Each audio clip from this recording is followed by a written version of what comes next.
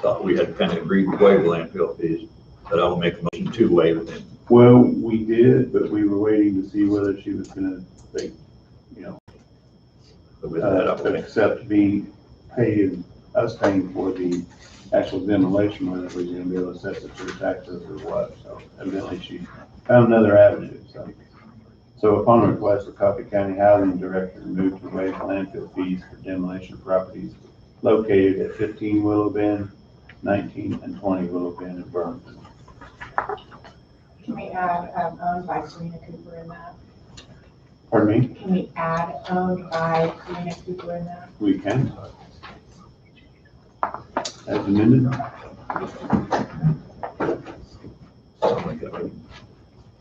Paul made the motion. I'll second. Tim seconded. All in favor say aye. Aye. Motion passes 4-0. Next would be move to reappoint Dennis Hatch as member of the Coffee County Airport Board to a 3-year term ending May 18, 2024.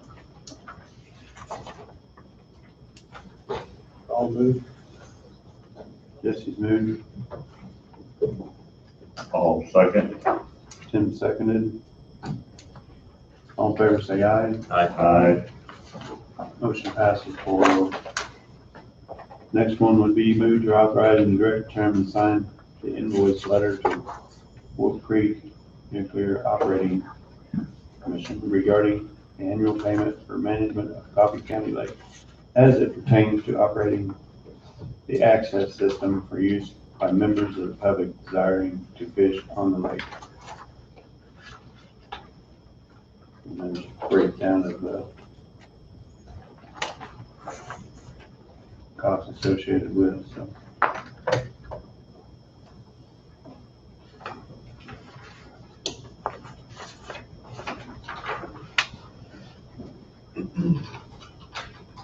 Annual bill.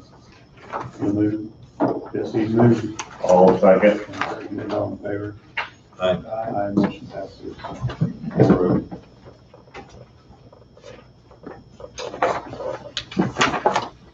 That being done, takes us to fiberboard. Doug. Good morning, Doug. Good morning.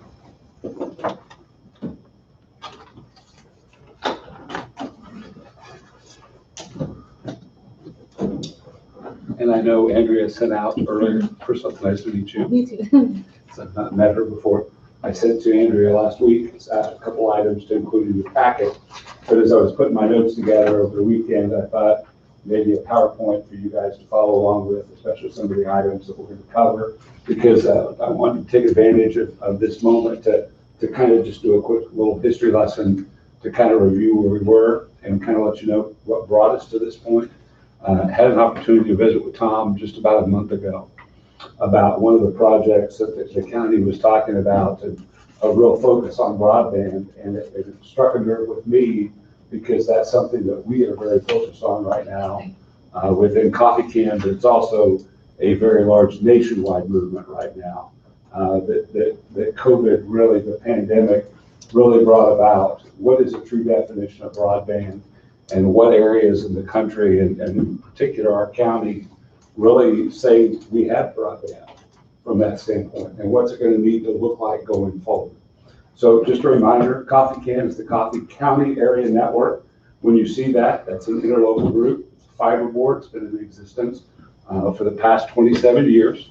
As you go forward, you take a look at who's a member of the fiber board. You all appoint a member. For a long time, it was Fred Rowlett. Jesse is now on that and has been with us for the past 3 meetings, serves on that. But then also the 3 superintendents of the school district, James Higgins representing the hospital as their chief officer, Darren Doherty, who is the library director, and then we appoint an at-large individual from the community who represents the business as well as community interests, and that's Aaron McGowan. So that is kind of our group that is the fiber board, the voting member. They have no tax-paying authority, but their process is to form this interlocal of common interest and how we grow the infrastructure within Coffee County. So that's what that group's been appointed with, and to be honest, it's a model that has gotten national attention from that standpoint. Education Week highlighted about 2 months ago what the coffee can area network looked like from that standpoint. The Kansas legislature had a large push for community networking based on what we're doing. We being you all, us, together are doing. It also is part of a definition of a project that was carried out in Washington, D.C. called community networking 2 administrations ago. So it's definitely something that has many people have tried to emulate, and so far we've been unique in how long this organization has been together. So what is the network? Well, the network itself is just over 104 miles of fiber optic cable throughout the county. It connects 37 individual buildings, 37 of them by leased fiber in a partnership that we have right now with MT Networks, and one of them is connected via private wireless. So 38 total buildings, 37 of them are on the fiber network properly. I'll come back to that number here just a little bit as we talk about kind of the history real quick. The other piece about it is the fact that we've got a consistent backbone. Our network is tied together in a consistent way, and that is working with MT Networks using a product called Calyx that we've been very pleased with over the past 5 years to provide both the network backbone, growth in that backbone, which we've been able to do in several locations, as well as security within that backbone. So just a quick history, because I think it's important to take a look, because there's always been questions about we're not as far along as we hope to be, and where are we going and why are we not? We've got to start off with the fact that the very, very first bullet point, if you remember, as you all entered into us to the partnership that was Coffee Can, at that point in time, there was only one internet dial-up number. Many of you may remember the old squawk and talk that you would have on your computer. You'd have that modem and you dial. Well, the problem with it is the only number that had a local exchange in Coffee County was 364. And one of our very first projects as a county in terms of after the fiber was, as we grew the internet, how do we get dial-up service in each of our communities with a local number? So that was project number 1. And of course, that now seems like antiquated technology, which it is. We then spent 2 years, 2 10-year contracts with United Telephone that became Embark, that became CenturyLink, and that's kind of where our partnership ended. Over that 20-year period, we spent as a county $1.4 million. Okay? And in the second contract, we moved to purchasing our own electronics, which it's not important other than to know that we wanted to control our ability to upgrade technology on the fiber. So we needed to lease the fiber. We wanted to control the technology. We didn't get to do that in the first 10-year contract. It became a contention for the second. But here's the thing, if you look at that and underline it, there were only 14 sites. 14 sites that they connected. So if you remember what the network looks like today, 37 sites, those sites still existed then. But at that point, CenturyLink only connected, or United Telephone only connected 14 sites. Now during that period of time, the fiber board asked to bring on 8 more sites. And we were never able to come to an agreement with CenturyLink to do that. The only site that we ever added during the 20-year terms of our contract was when you all implemented the JSB. And that was mandated that they had to do that one, okay? So we spent $1.4 million. They connected 14 of our sites at that, and we got 2 fiber. That was what the contract allowed us to do. As we got to about 2013, 2014, I had the opportunity to meet Rob McDonald and now Diana Stutzman, who's the president, and start to work with MT Networks, but we also had several vendors at the table to talk about a different contract. And that was a contract that we wanted to look at for 20 years as opposed to 10 years. The other thing we wanted to do is we wanted to connect all 37 sites to eliminate a lot of the wireless and some of those technologies that weren't as secure as what we could do with fiber, and we wanted to double our fiber count. Okay?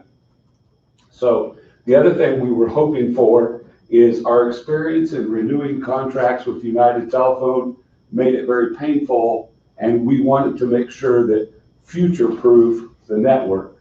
So in other words, 20 years from now, Rob and Diana couldn't come back if we were all still here at that point in our careers and say, hey, we want another $2 million for the network. We wanted to talk about what future renewals would look like, because that was never something we were able to do with United. And if you'll notice that we have set renewals, 5-year blocks that are into perpetual for $30,000 a year.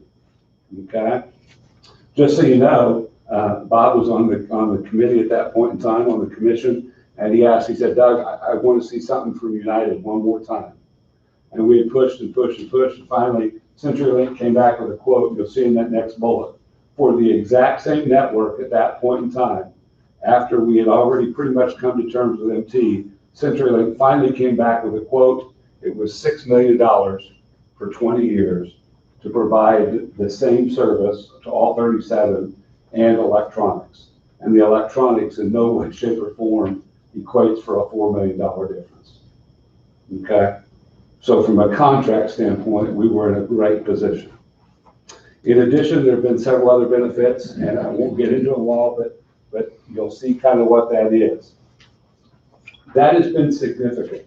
That fiber backbone has not connected everyone, but it has connected every community. And it has allowed services that the marketplace would not have brought to bear. Burlington would have had some services because of MediaCom, because of CenturyLink. But when you take a look at our county as a whole, there are a large number of services that would not be possible if that backbone infrastructure was not in place. Many businesses, including you guys expanding to the airport, expanding to Lion Coffee Electric, expanding even to the fire stations in Leroy Grizzly. I mean, since we've implemented this contract 5 years ago, we've already had 4 extensions of things that we wanted to add on. And again, remember, in 20 years, we could only get Sprint United to do 1. And that was one that you mandated. So there's been a tremendous partnership there that's existed. Well, then you say, okay, Doug, why are you here today? And I am here today representing all 7 members of the Fiber Board who are unanimous in this belief and a recommendation that we're going to make to you. It was a 7-0 vote of the Fiber Board. First of all, what has the pandemic shown us? Well, it's shown us 3 things. There's a digital divide.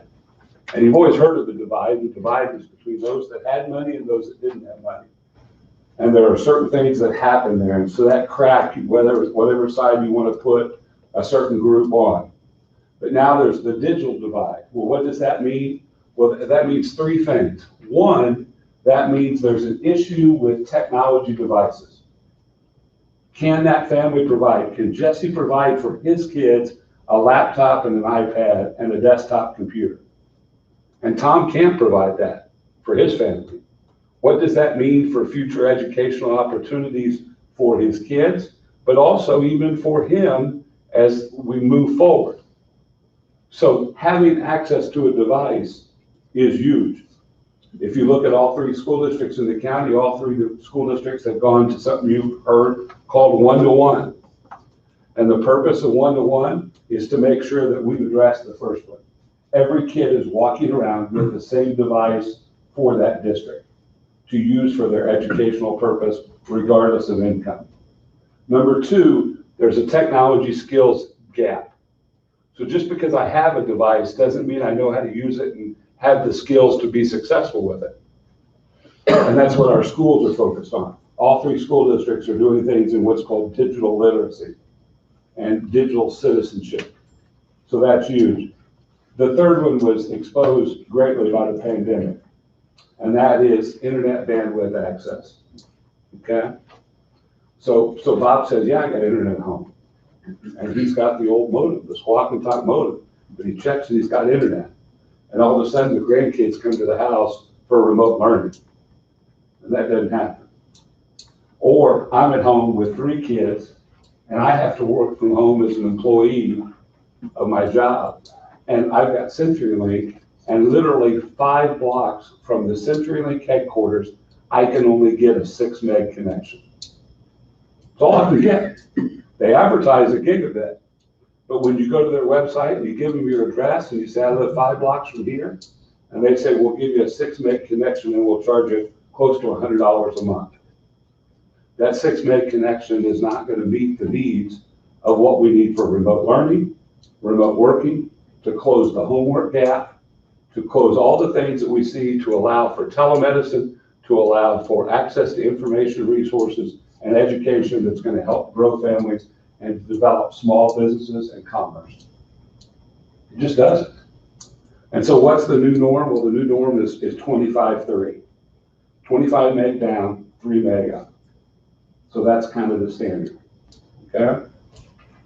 So I want to share with you that at the same time Tom was coming to me talking about this, we as Coffee Can were talking about this and how important this was. And so that brought us to today, to where I'd like to ask for 2 requests. And you've got them both in the packet. The first is from this period, from now through June 30th of 2022, we'd like help in expanding our total bandwidth within Coffee Can, okay, to grow that pipe, which would benefit the public Wi-Fi hotspots. It would also benefit all the entities in Coffee Can, libraries, the hospital, the school districts from that standpoint, and would also allow us to continue to serve our hotspots that we serve, as you're aware of, outside of our buildings and so forth, to allow families to have a place to go if they don't have at this period of time. And you'll see that project cost, there's 2 parts to it. It could be done separately, could be done together. If done together, there's a project total of $15,500. Then there's project number 2. And project number 2 involves a partnership. Had an opportunity, Rob came in, Rob and Diana came in, and Shannon Raines, who's not able to be with us today, came to the fiber board at the main meeting and talked to us about this expanded wireless project to get us to 25-3 and how we needed to take a serious look at this. The first piece is, and I can go into the data if you feel like you have time, but there's a link there. And Rob, I checked it yesterday, I believe it's staying current on your guys' site, but that link, it's a function called crowdsourcing. In other words, all the vendors out there, when they check a box on the form, do you serve Coffee County with broadband internet? They all check yes. You know, just like I told you, CenturyLink says, I'll sell you a gigabit. But then when you really go to their site and go to try to order service, it's 6 meg. Well, they're checking a box that says they're serving a gig, 1,000, and they're giving us 6. And so the whole thing is Rob and Diana, through their contacts, have found that if you can go back to your patrons, your citizens, and say, show us what you really have, okay? Show us what you really have. Then all of a sudden, we can take a look and declare that area underserved from that standpoint. And I think I'm going to go ahead and see if I can get this link to pull for me.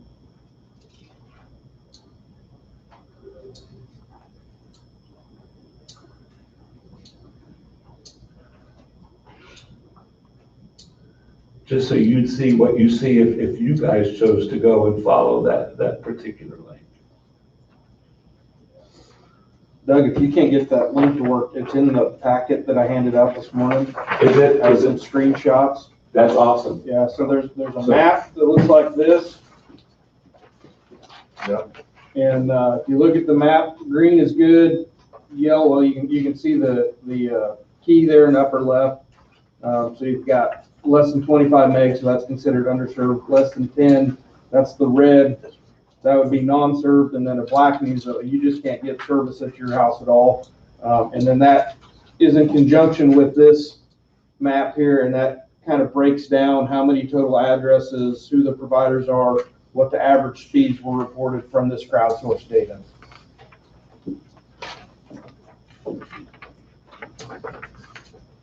And I apologize, guys. My link is just, my PowerPoint is just frozen up from that standpoint. So you take a look at that data, at the map that Rob gave, and take a look at the number of those locations that are 10 meg or less than 25 meg, or greater than, from that standpoint, or the number of people who are not served from that standpoint, and that's still significant in our county.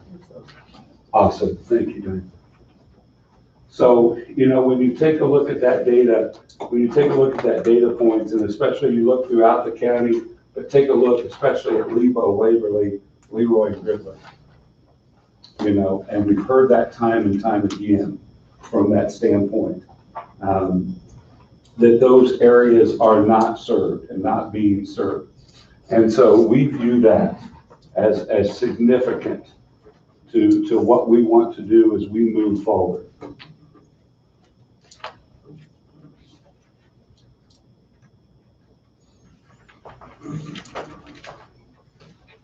With this project will utilize a certain equipment structure, and if you want more detail, I'd be happy, I can yield some time to Rob to talk about it, but the technology is different. Up until this point in time, a couple of vendors have tried to come into Coffee County and offer what's called line of sight, meaning if you've ever had them come out, what they do is come to your house and do an evaluation. Where's their control? Where's their key antenna? And from your rooftop, from someplace on your property, can they hit the tower? And you'll hear them talk about that. And you'll hear a number of people like Tim just shaking his head going, no, not from that standpoint, okay? With the latest technology that MT is deployed in New Strong, is deploying in South Burlington, right now is their biggest project off the water tower in South Burlington. This newest technology operates at what's called the 3 gigahertz spectrum. And so all of a sudden it kind of cuts through a lot of those things that have been problems in the past. What types of things? Some hills, valleys, trees, from that standpoint, but a lot of times, especially older established trees in neighborhoods and on farms that you just can't get to because of the antenna and so forth. Rob, your guys' prediction was the number of homes that you talked about you'd be able to reach potentially with this type of project. I think was 2,500 buildings throughout the county, and you estimated that a project like this you would be able to potentially reach over 2,000 of them. Is that correct? Yeah, that's right. Utilizing this new Cambium technology. Those are rooftops that were counted through Google Earth, so we can't say, one might be a shop building or something, or, but that's the best way we could crowdsource that, would just start counting rooftops. And so as you take a look at what that potential deployment might look like, and the ability to get more homes, and the ability to deliver 25/3 at a minimum, which is significant to what we're talking about, to get people to that true definition of what we consider bandwidth. That is significant. The next page of the PowerPoint shows just a quick picture, and I don't know, guys, did you include this, Rob, in yours as well, of that layout? Yep. Yeah, so it's kind of a repeat of something that's in another packet that you may have gotten from Rob already, but basically shows, again, what would that deployment look like throughout the county, and where would they look at deploying? Right now, the network design is based on 8-mile concentric circles. The potential is, Rob, am I correct? The potential is up to 15 miles would be a potential. Right, yeah, so in a perfect scenario, signal strength, line of sight is still a factor, especially the farther out you go. So we have peers in the industry that are deploying this technology today, and they are able to push and get connectivity 12 to 15 miles in the perfect situation. when you're talking, so you'll see in the map that we handed out, that was based on a 8-mile radius, so 16-mile diameter. And that's, we feel comfortable in supporting those circles. But yeah, there hopefully should be some outliers. If you are on a hilltop, you can see the tower and you're outside of that circle, potentially. I haven't proven it in our network, so it's been from reports from peer companies that I've heard that they've had success. I've seen the data, screenshots of connectivity from, a technician's laptop or whatever, and it's working. From the school and the fiber board perspective, there's a bullet there. I threw it at the bottom of what's actually their slide, but I think it's a partnership we've agreed to, and that is that we want to continue to focus on Jacobs Creek and on Aliceville. That as we implement this, and somebody said, well, hey, Doug, let's get right in there to Jacobs Creek with an antenna right now. And you guys, hopefully you all understand that those two areas, even though they are parts of school districts and parts of our county, just from a population standpoint, makes it very difficult. And structurally, there's not a lot of other big things there to work with. And so Jesse and I were talking the other day as we were talking about this whole project and so forth, and we really want to wait to see what happens with the scope of these 4 implementations first, and see if those won't go ahead and serve those 2 areas, at least serve Jacobs Creek, and then we'll focus on the other one. Because again, Aliceville is significant for the Leroy Gridley School District, Southern Coffee County, and of course, Jacobs Creek is important for us. We have a lot of our students and so forth that are there.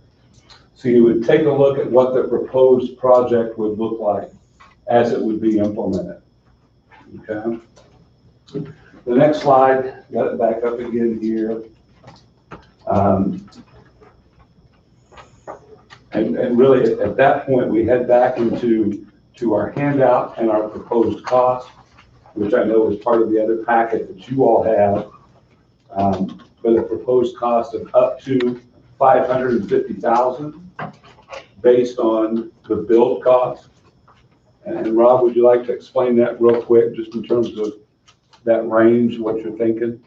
Yeah, so we based that number, kind of happenstance, I suppose, is that we were deploying the Burlington water tower site at the time that these COVID relief funds were being announced.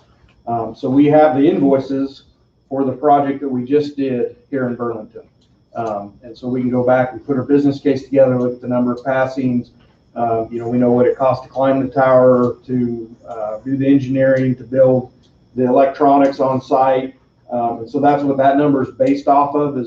So this map, this engineering, we hired a firm that did this study for us, and they were able to engineer the number of sectors, the number of base radios, and so forth. That would need to be implemented to make these sites happen. So we were able to take the pricing that we had based on the Burlington site that just came online last week, and apply it to those sectors, to those costs, and that's where that figure comes from. Am I right? Between $450,000 and $550,000. Right. And so based on that is the request is up to $550,000. Last thing that I want to share is just simply something that's a little bit different with what Rob is talking about with their deployment. Not only is it newer technology in the 3 gigahertz, which is new for a lot of vendors to work with in the wireless spectrum, but the other thing is each of these base sites will be supported by a fiber optic backhaul. So as opposed to all of a sudden now we've got wireless, Brad and I can relate to, we've got something that looks like a lot of duct tape and baling wire, because it has to hop wireless from this spot to this spot, and then wireless from this spot to this spot, and then all of a sudden there's a series of issues, atmospheric and other, that can create havoc from that standpoint. It also limits the amount of traffic that particular wireless site can carry. Well, the difference is all of a sudden when you connect that to a fiber optic backhaul, now all of a sudden that water tower, that site all of a sudden has the ability to have greater capacity because of the bandwidth that's being brought to it, which again, doesn't exist if the investment in the infrastructure has not been continual the way you all have partnered with us, being Coffee Can, over the past 27 years. So again, it takes advantage of that and builds this next level of service that our patrons, our citizens, our community needs as we look to move forward into the 21st century. Rob, anything that I've missed that you can see, Diantha? Unless you've got any questions. Okay, Prior to questions, may I address the commission? You may.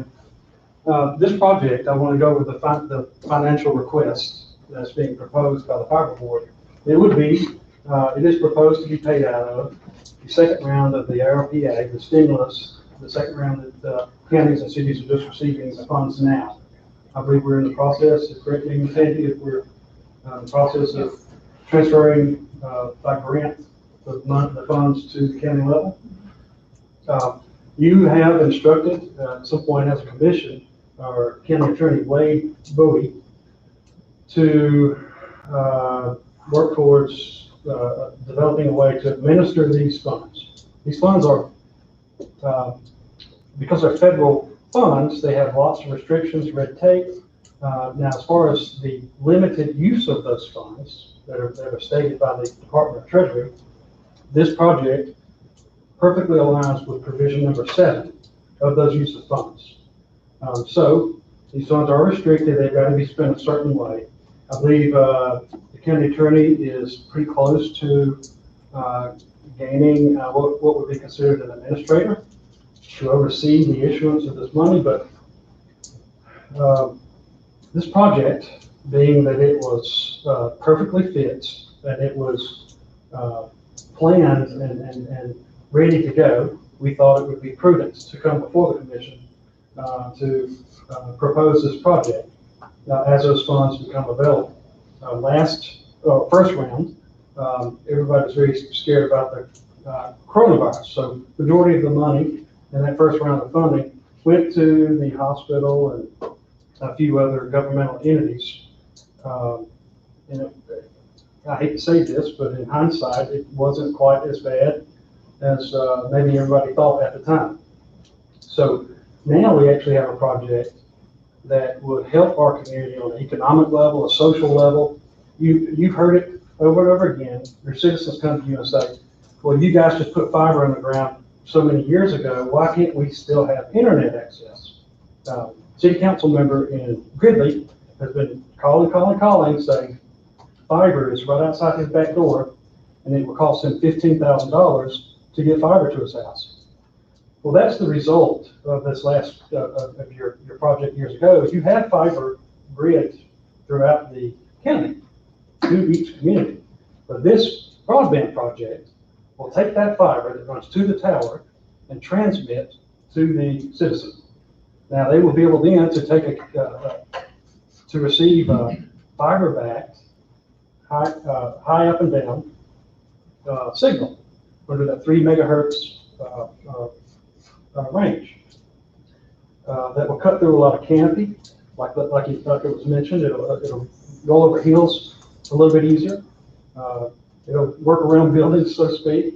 People will actually be able to have service. And based on that map, I don't know what the percentage is, but you would easily assume that would cover the majority of the people in our county who currently say, hey, I can get a little bit of service on my phone, but I can't attend a video meeting on my computer because I don't have that kind of internet.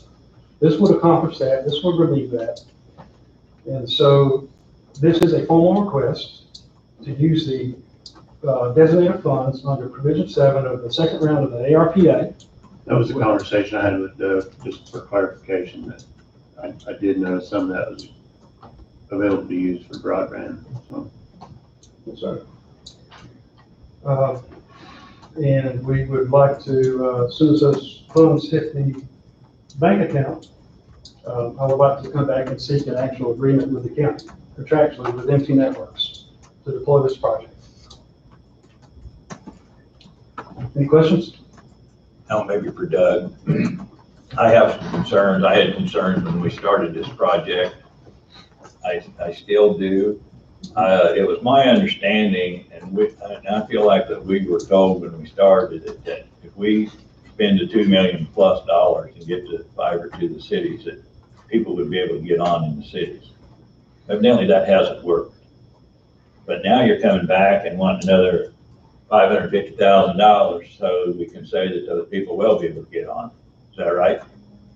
Yes, that many of those people Okay, are not. so I guess my question would be, does MT Network have anything involved in this? I mean, we put over 2 million in as taxpayers' money before. Are we the ones paying for everything now? And then MT is going to be reaping the benefits monthly?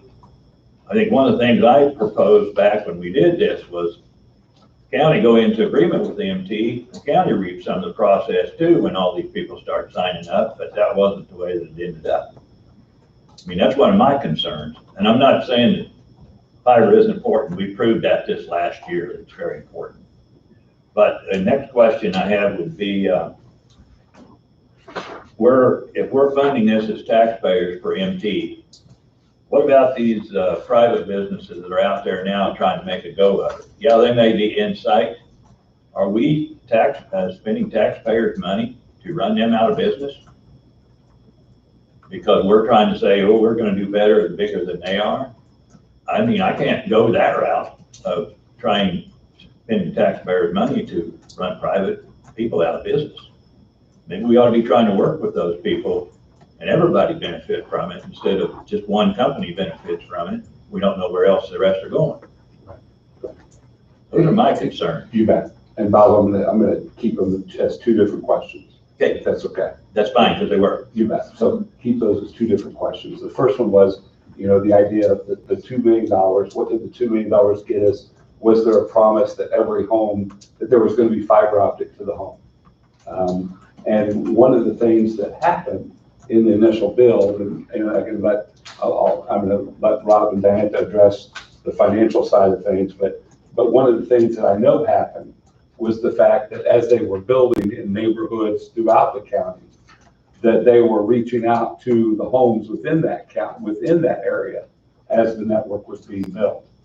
And at that point in time, many of the homes did not take advantage of it from that standpoint.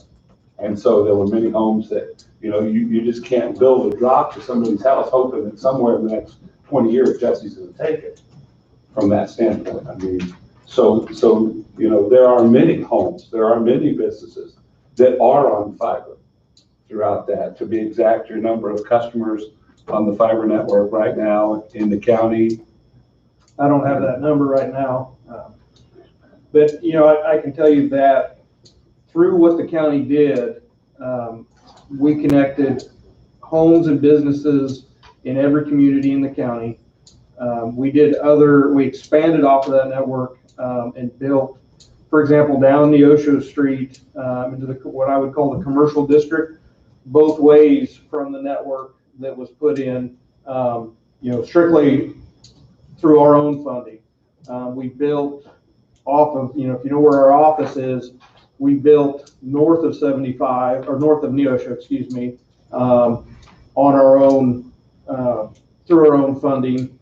So we did several projects where we did residential and business construction that the $2 million project made possible. It wouldn't have happened otherwise.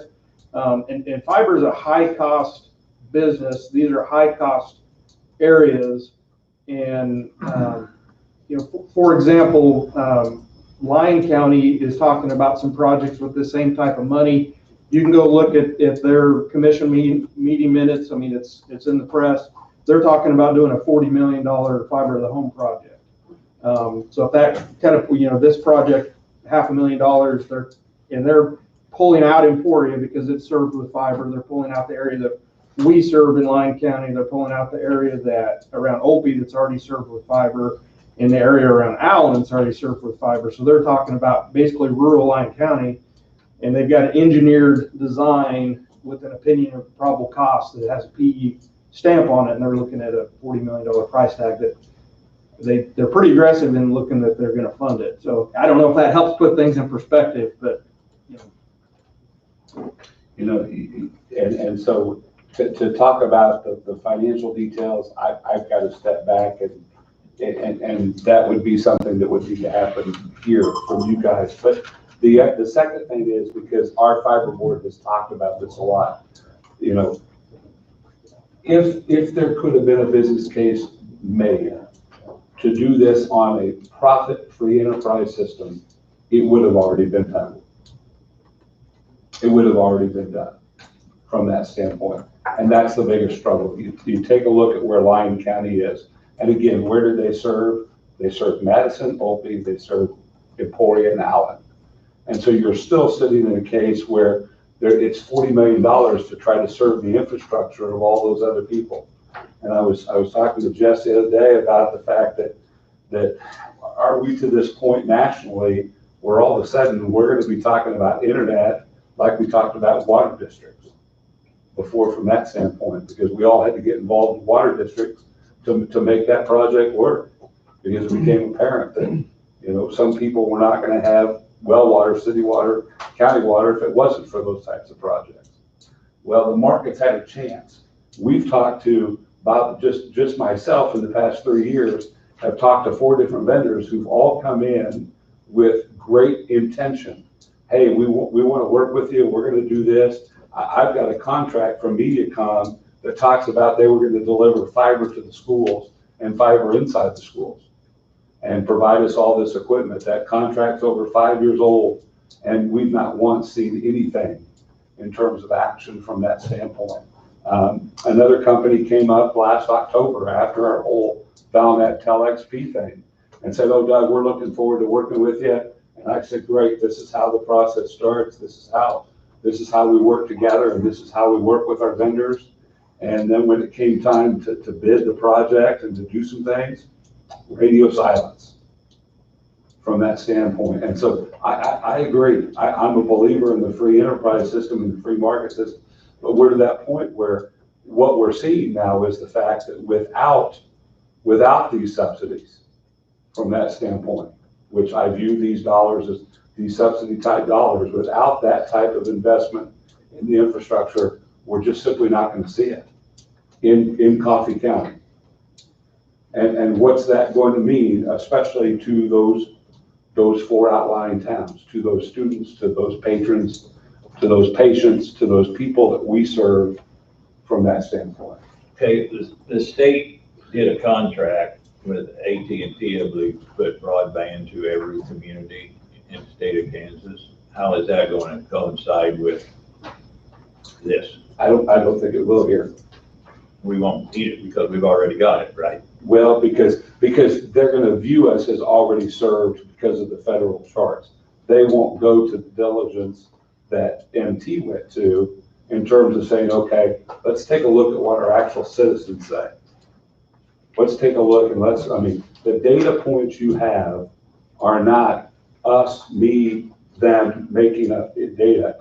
We actually did a county-wide blast that went out on the Everbridge system that we partnered with Emergency Preparedness on, and they immediately got over 500 hits, 500 data points at that point in time. And that is our citizens telling us what they have from that standpoint. And so the problem with it is you've got federal forms where these vendors get to simply, they don't have to prove anything, they just have to check a box.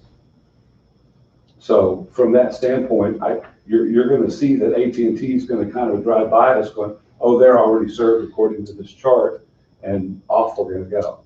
Mr. Doug? Yes. I'm so sorry, I may interject. This is one of the big things that is, this is what you just asked, Mr. Bob, is very relevant. And let's, just real quick, when the federal government or the state government, any bureaucrats, any politicians, they say, hey, we got a problem, let's fix it. They turn to who they think has the information. That would be, in this case, when you ask who has internet, you look at the FCC, right? Federal Communications. So they produce a map that says all this area here is served. Now we're Coffee County, we're within that area, okay? So when it comes to grants and stuff, that funds, that what you're talking about, that contract with AT&T, is underserved communities. And those are very few, right, statewide. Because in this map that shows coverage from the FCC that qualifies for these grants, you know, this federal funding, we are currently served, right? But we're not. Everybody knows that. You hear it from your citizens, you hear it from Leroy, Ridley, Waverly, some people in Lebo. We're just not served well, right? So what was done by MT Networks to put that link that we're trying to pull up, that we invited people through the newspaper and other means, said, citizens of Coffee County, please log on to this website and just click this link, right? You don't have to answer any questions, just click this link. And it would ping their signal strength, right? And that is how we determined that we are not served, right? And we hear it, we know it, and now we've proved it using that methodology. But back to your question, the reason why we may not receive any benefit from that AT&T project with the state is because we are, as far as they're concerned, just fine. We don't need their help. We're not going to qualify for their funding. Doug, I have another question. Yeah, and real quick, I'm going to jump back. I just got a number from them. 500 customers right now are on, over 560 customers they have total in Coffee County. 500 of them are on fiber at this point in time from that standpoint. So you talked about that number. Second thing is I want to give you just that quick reminder. When you take a look at what our original cost for the 20-year contract for the CenturyLink, you know, fiber construction bill typically across the board, both the county bill as well as what's called the last mile in towns is around $30,000 a mile right now in terms of fiber costs. So you take a look at our 104, that's just for Coffee Can itself.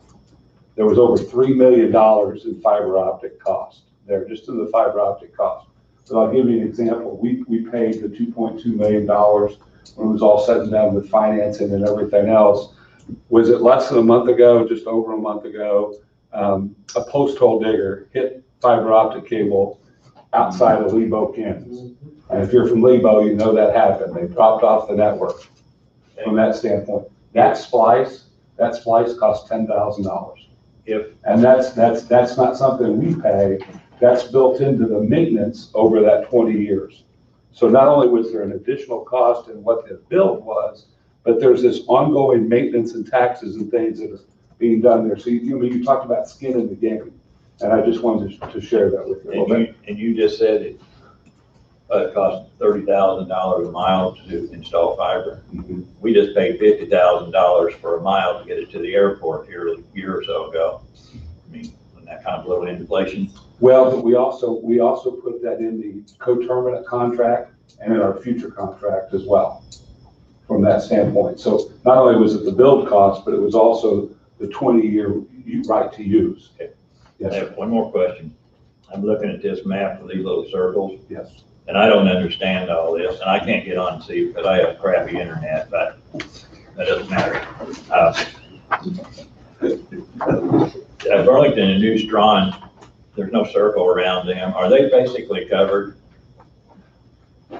You want to talk about Burlington New Strong, what's already in place? Sure, yeah, so if you look at the, Rob, would you mind coming up, please? sure, I have no idea who's been talking to me. yeah. I think you're behind the pole and Bob can't see. If you anything look at- above it, so.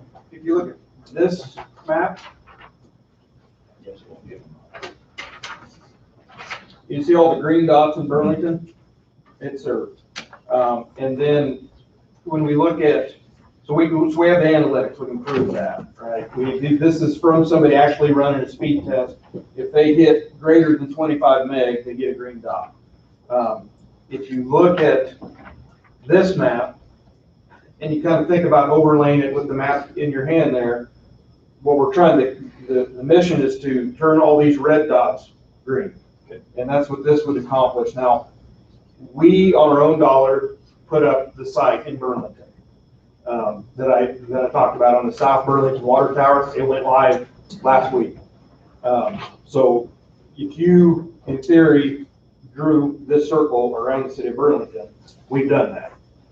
We're gonna bring on customers, so that area should be served. We're not asking for any kind of funding. It's not part of the project. That's outside of that. And Rob, that was also the fact that was also your test run Right. with this Cambium product, with this particular Right, product. we wanted to prove the technology before we ever made any sort of proposal. Yeah, good question. I guess my main concern is, what's gonna happen to all these little private guys? Are we gonna run them out of business at taxpayers' expense? That's my concern. Well, I've tried to get some of the local guys for internet. It's not an option for me. I'm really tired of satellite. Cause I might as well pay, I believe, $80 a month. And I can't use Zoom, I can't use any of that. Is this going to interfere with the little local guys? If I could interject, at a level, we are little local guys. If you look, this is our 75th anniversary. Diantha's grandparents founded the company. They're family owned. We have an office in Madison. Our employees live and work in Madison and Coffee County. Brian Futrell works for us. He lives in Burlington. You can come stop at our office. We'd love to have coffee with you. The folks that work for us live in our serving area. We're not a corporation that's, Okay, my question would be, if we do this with your fiber and all this, it's not going to interfere with the existing businesses that they have? I mean, it's not going to cut. No. I mean, I don't understand all this. Right. I think what you're gonna see, you've got your CenturyLinks, your MediaCom. What you're gonna see is they're gonna have to respond to this new bar of what we consider acceptable broadband internet. I mean, if CenturyLink is now Lumen, is not gonna offer 25.3, 6 blocks away from their own headquarters, then either they get out of the market because they're not doing us any favors, or they bring that bandwidth up. I mean, there's gonna create some competition in the marketplace. We've got a lot of our folks right now that are using hotspots on their phones and calling it internet service from that standpoint. And the whole thing is we saw the negative results of that during our 15-month quarantine process and so forth. Bob, are there going to be some companies that are going to come back and say, wow, I can't believe you did this? There may be 1 or 2 of them that come back from that standpoint. But the point is, they've had the opportunity to compete in this marketplace and put proposals together and be an active participant from that standpoint.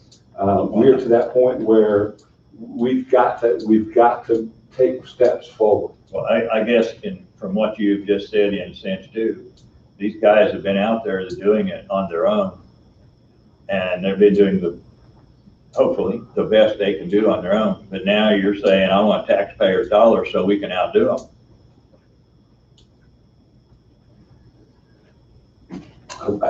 I want a project that gets our. I know we want the best, but when they've been out there spending their own money trying to do the best they can do, then we're coming in and saying, well, we want taxpayer dollars so we can outdo them. But if they want to meet us at their own expense to come up with us, that's good competition. I understand all that. And I'm not saying any of this is bad, but I know we need it. We proved it this last year. Right.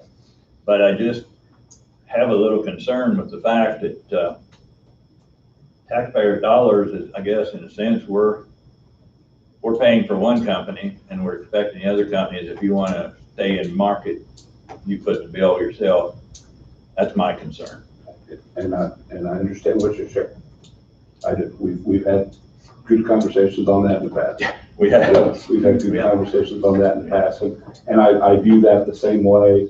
I think as a fiber board, we very much, if you talk to them, as we've talked and worked through, again, it's no different really than that fiber project was, is that we worked with a variety of vendors and gave them opportunities to come forward from that standpoint and talk about what services, what things they would provide, how would they do, what can they do, what can we do to elevate. Again, a company I've talked to in the last 6 months, boy, just assured me they were going to be an active participant, and they've chosen other communities from that standpoint. And so, you know, at that point in time, I came back to you in 2015 and said, after this evaluation, after everything we've done, this is the partner that we want to move forward with. And what I'm saying is, in this next level of coverage that we need, the fiber board says this is the group we'd like to move forward with from that standpoint. So I definitely totally respect the questions you're asking. And if we had just cut everybody off and said, we're only going to talk to them, that would be one thing, but that's not how we've operated. Yeah, I think there's been ample opportunity for anybody else to jump in with the county and do what MT has been doing, but there must be too much red tape, bureaucratic, that they have to deal with, you know, and being a family-owned operating company, you know, that does have an office in Coffee County and does a lot of work in Coffee County, you know, I think you dance with the one that brought you type deal. They put a lot of work into this also. And it's very important for new business, new companies coming to the county that require this kind of internet that we need, or that they need to operate. And so that's an important, not only just the residents, it's business driven too.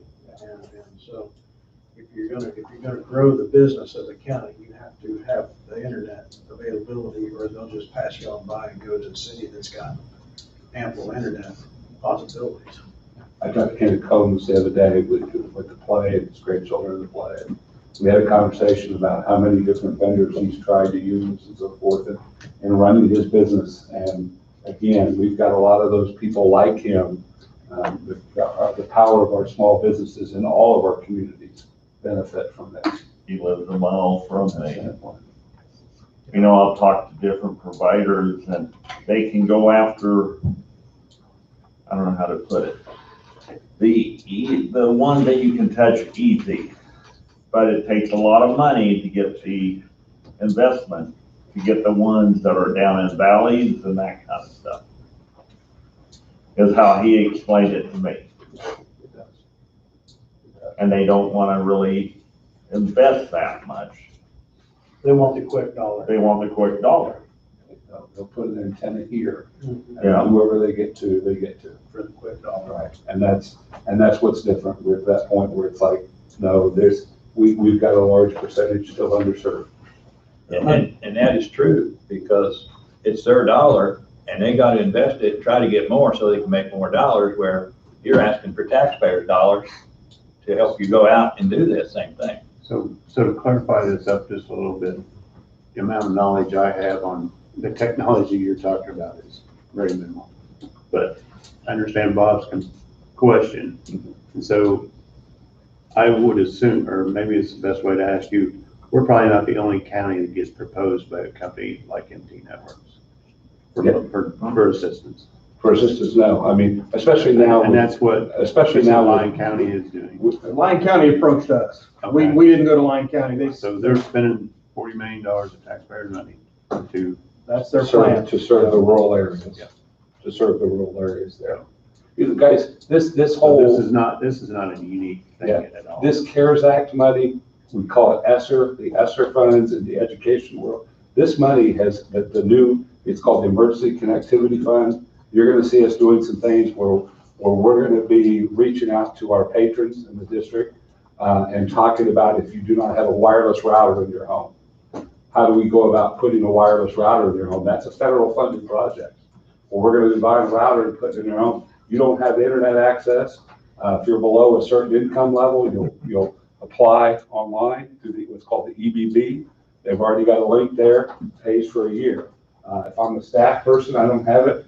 Emergency Connect. I mean, there are a tremendous number of federal dollars that are all going in to this process right now because of what the pandemic exposed. And we either let the market continue to do what it's doing, which will serve certain areas, or we take a real hard push on it to serve all. Well, like I said, don't know if I'm opposed to it. think probably what you said, this is all gonna be, federal money that pays for this then, right?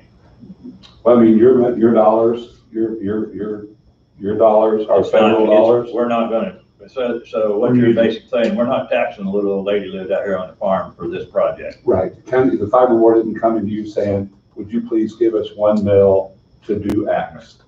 And then we've picked a vendor. I mean, that's not, but we are talking about utilizing those federal dollars that are there.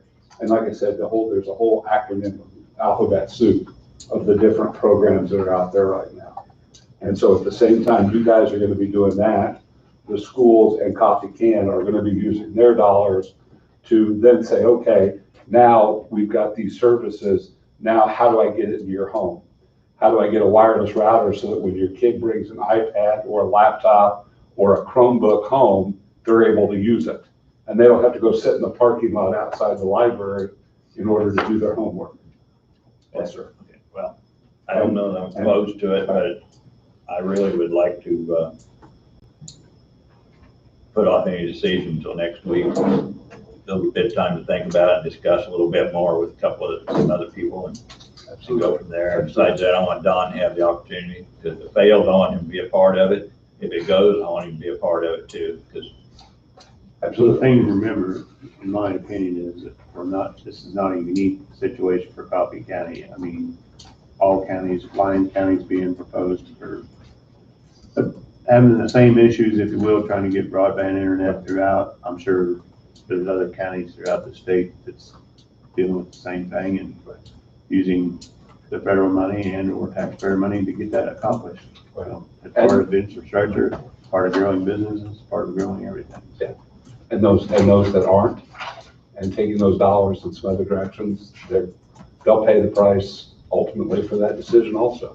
Well, it had to be a reason the federal government called out for being able to use a percentage of this money that was handed down for this particular type of service. So I say we take advantage of it, in my opinion. But yeah, we'll wait for Don to get back. Potentially, what is the head count that this up to $550,000 is gonna bring online? Potentially, what is there a head count of how many homes? I don't remember, I don't think it's in this, I don't think that detail's in this proposal, that's probably why you're asking me the question. And I can definitely get that added, send that to you. If memory serves me, we were talking over 2,000 rooftops. So as I mentioned earlier, those were just counted on Google Earth, right? So is that a residence? We see, I'm gonna call it a shop house going up all the time. It's hard to decipher where somebody lives and doesn't, and all we can really, without boots on the ground, driving every, square mile of the county and counting where you think somebody lives, over 2,000 rooftops. So you just split that in half, that's 1,000 homes, just roughly. And that's not counting how many people that are within that home. Right. That's given. So if you do 1,000 and there's 3 people that live in that home or 4, now you're affecting 4,000 people for $550,000. When you spent $2 million or 2.5 to build the fiber optic, how many people did you get? But so we've got just over 500 internet customers on our fiber platform in Coffee County today. Some of those are businesses, but it connected to all the contract with the county was to connect the county infrastructure, so the schools, the hospitals, the libraries, the clinics. So dollar per person, the $550,000 expansion that you're proposing, Right. is going to reach a lot more people, like 4 times Right. the amount of people than what you did with $2 million fiber. That's the way I look at it. Sure. Yeah. Yeah. And without the $2 million fiber investment, this project's not possible. Exactly. Yeah. Exactly. So you got to get the horse, and you got to get the cart at the same time. Then you start adding stuff on. Yeah, it's a building block. And there is a slide in there on this one slide, Jess, that project 2, and then it gives you a breakdown by community. Is the number to the right? Is that what? Yeah. Is it 500 people? Is that what you're saying? Yeah, well, that's that one that shows just kind of the buildings. It doesn't show the list of the people, but the number of buildings that are in that So that's range. what's in parentheses, 647, 694 buildings. You know, well, there's 837 buildings in Lebo, the Lebo study. Okay. They predict a take rate of 83%, that would be Oh, 600. okay, so the far right column is the actual Like the potential. takeaway. Yeah. And then again, guys, please remember that there are two projects that are in front of you to request. The one is from the fiber board itself. Right. For bandwidth expansion, and that was the 15.5, and then the second one is our recommendation again. And I just want to let you know, I told the members of the board I would represent them here today, so that all 7 members of the board were in unanimous support. It was 7-0 votes on the board for both of those projects come to you today and make that request. So you guys know if I need to be here next week, I will, but you also know that if you have questions in the meantime, you've never hesitated to reach out to me privately, and I'll be honest and visit with you when needed. I know we got 2 items here, Bob, but are you comfortable with going with project number 1? Or do you want to review them all, or review both the projects? Do they need to be done today? They do not. If you want to wait for Kim for Dawn, Can we just wait for next Dawn week for both of them? Okay. Give me an opportunity. I forgot. Absolutely. Okay. Thank you all. Thank you. Thank you, Doug. Thank you.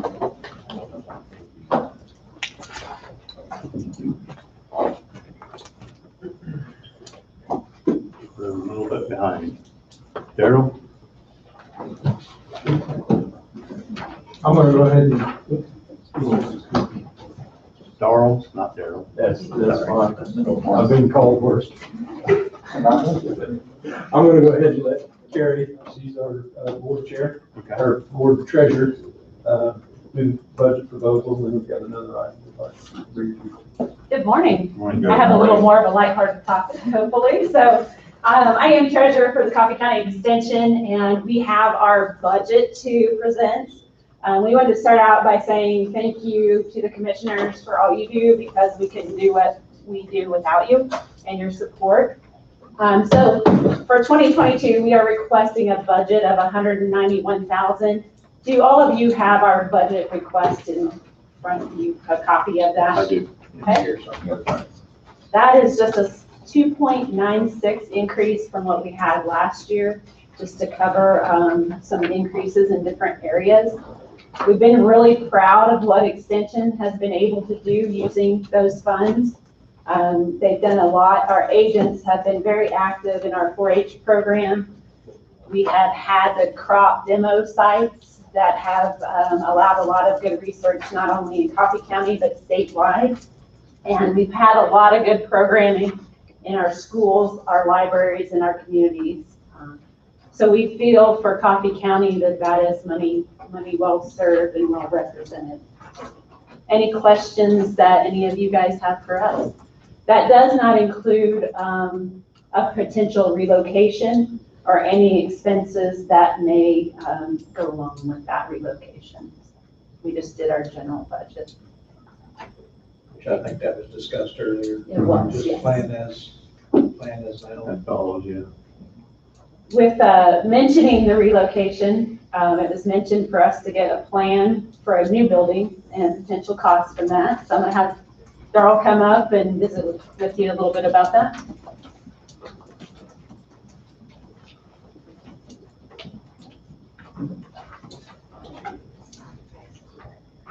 You're not gonna let that rest, are you, Carrie? What? You're not gonna let that rest, are you? No. It's okay. Do I need to come up there and flash a smile?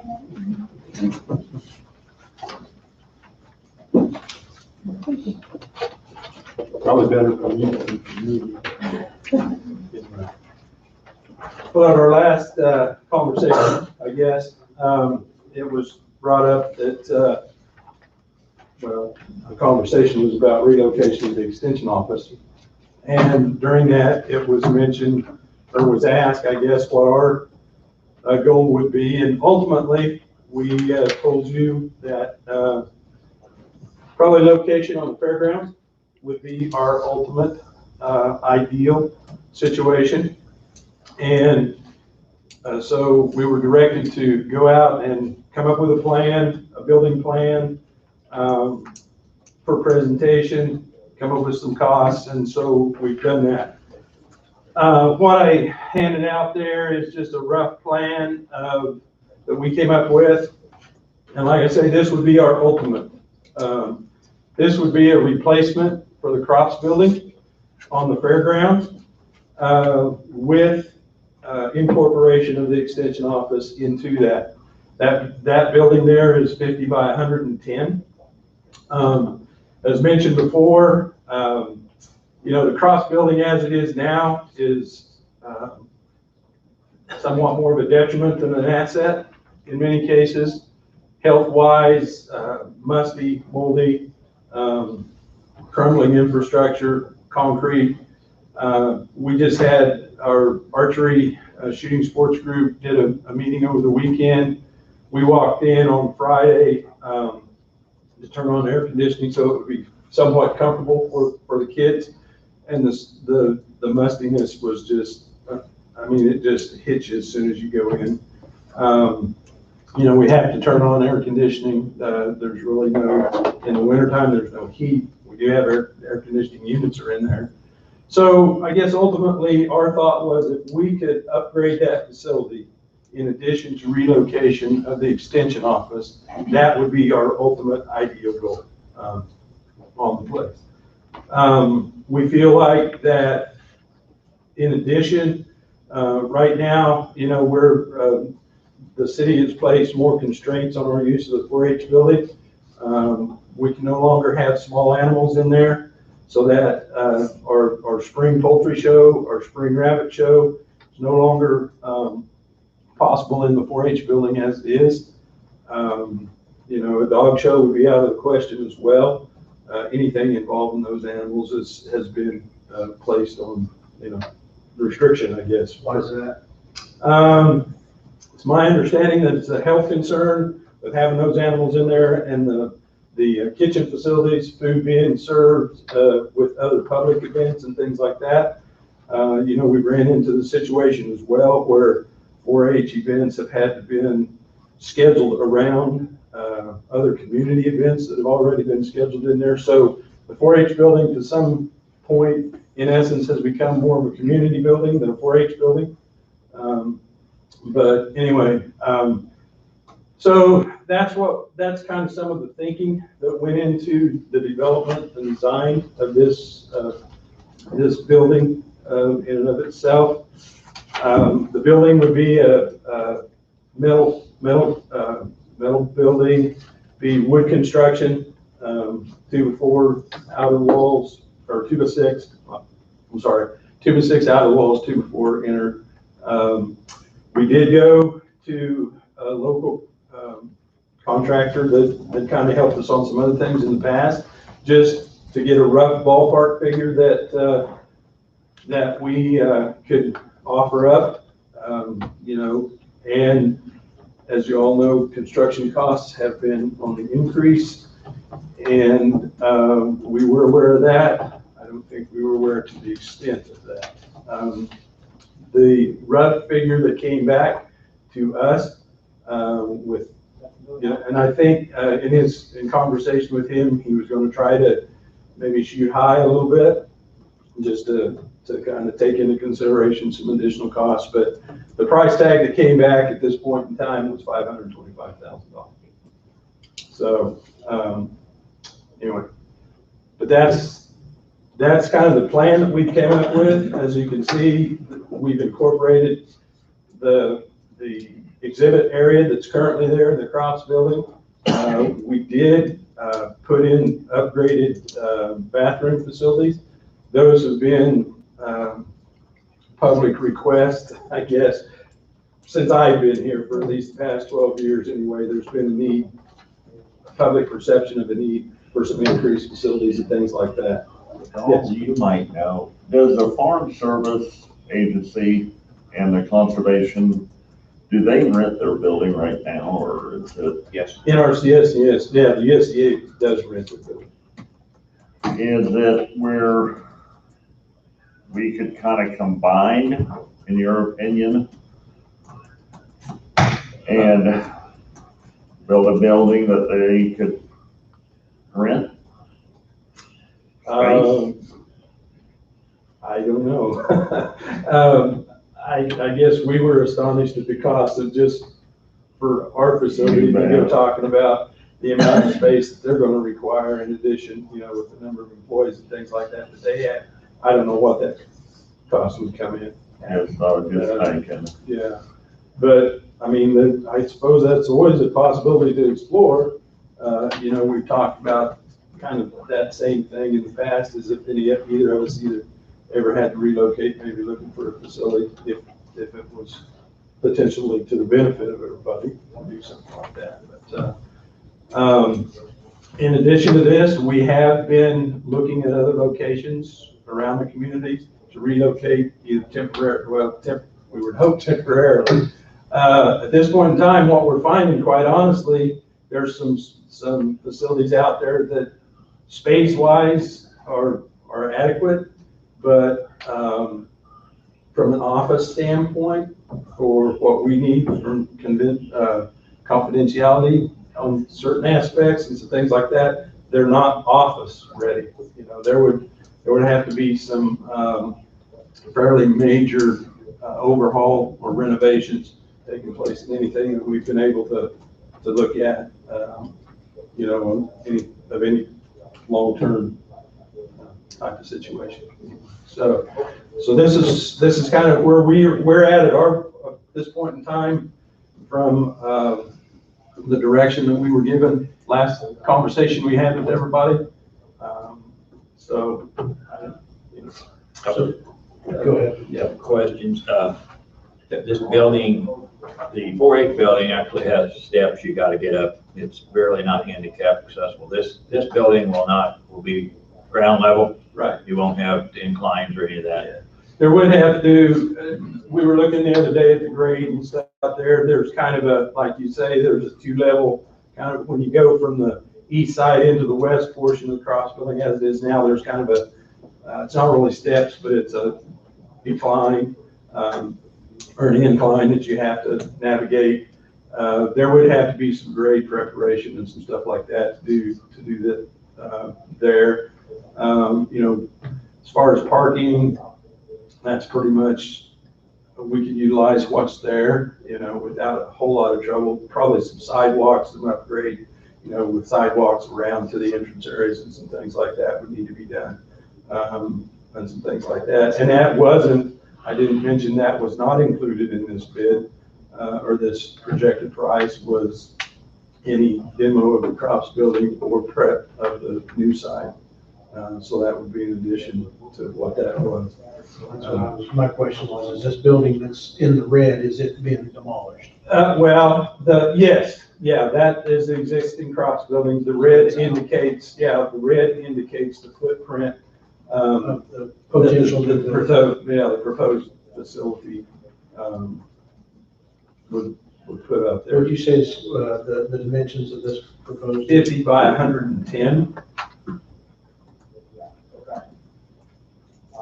Now, from the pictures here, if there is something else going on at the fairgrounds,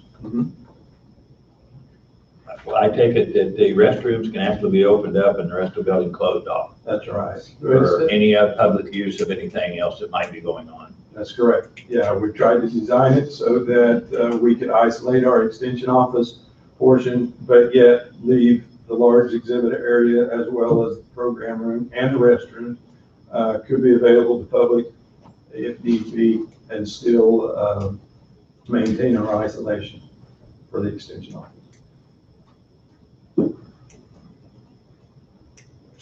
The big exhibit area, we were incorporating some large garage doors.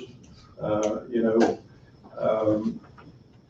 what we foresee for that building is, like I mentioned, our shooting sports archery group coming in. We're also working on getting the rifle program going. That would be a space that, you know, could be utilized by them. Potentially, you know, in the winter with that type of a facility, we foresee the possibility of even bringing in livestock into that area for clipping demonstrations and that sort of thing.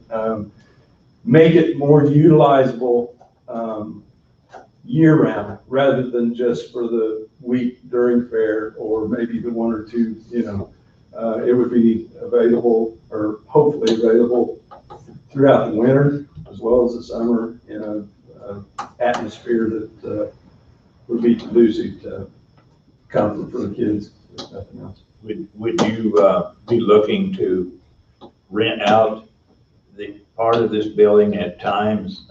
And the reason I say that is actually during alumni association deals, a lot of classes get together and they rent the 4-H building, they rent Kelly Hall, they rent the fire station, a lot of different places. Some of them still look for places to go. I mean, I think they'll pay $50 for the use of it. But I mean, you have a problem with doing something like that if it comes? I don't think we would have a problem with doing that. That's kind of what the design was designed for. I guess, quite honestly, we would prioritize the use for 4-H. If there was not a 4-H function going on in there, the way it's designed right now, where we can isolate our extension office, I don't see a problem why the public couldn't have access to that large area as well. And I think extension should be prioritized. That should be their number one use of what extension 4-H does. This building should be. That's what it's, to me, that's kind of what it's for. But if there's other things available and it's not even used. Well, like I say, it seems like in a lot of cases anymore, the 4-H building is more of a community building now than just designated or prioritized for. I think it's good that, you'd be willing to let community use it, because taxpayers are the ones paying for it. Yeah. So. Does the county own the property that's outlined here? That would be on city property, actually. Yeah. I have talked to some of the city. I talked to Kevin Boyce, talked to Jimmy Hugan, like was suggested, and they saw no problem with it. Depending on, what direction you decide to go, then we would have to approach city council. But with it just replacing an existing facility, basically, there was nobody that I visited with could see any reason why there's just. The city won't have any say of what functions go on inside this. I think that probably would have to be negotiated once it's on city property. It's my understanding that it could be. You've already got a situation now. Right. Then you can't have this show or that show because of food, blah, blah, blah. Can a person? And the way that's designed, I guess, we have isolated any kitchen and food facilities completely away from the exhibit area where those potential kind of shows would be. So I think that takes some of that health concern away from our standpoint. But yeah, I would hope that in negotiations or however the arrangement is made, that the extension would have the priority of this building in scheduling utilization for 4-H extension activities, programs, and that sort of thing as well. One more thing, and you said this number does not include the dirt work. Does it include concrete? Yes, let's see. I believe it did include the concrete except for sidewalks, Right. parking, and any of that sort of thing. Yeah, but let's see, it did include 4-foot concrete walls, 8 inches thick with footer, 5-foot concrete slab with bar, or 5-inch concrete slab with rebar every 2 foot on center. So. And we'll have internet. Hopefully.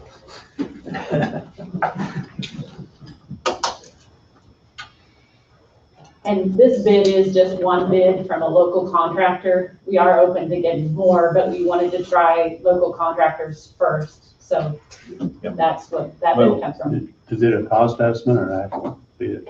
No, it's a cost estimate. Okay. Yeah, and we just asked him to come up with a rough ballpark figure, so we would have something to present to you all, give you some idea of where we're at. That's what we were wanting, was a Right. kind of a ballpark figure. No, it was my understanding that if we, went to that point, we'd have to probably do another drawing with specs, put it out to bid, for at least 3 bids, or put it out for bids for whoever wanted to locally and go through that process as well. So. Yeah, that would be procedure. Yeah. Okay. All right. I appreciate the work you've done on it. All right. Well, we appreciate you all's time and consideration for sure. So, thank you very much. Thank you. All right.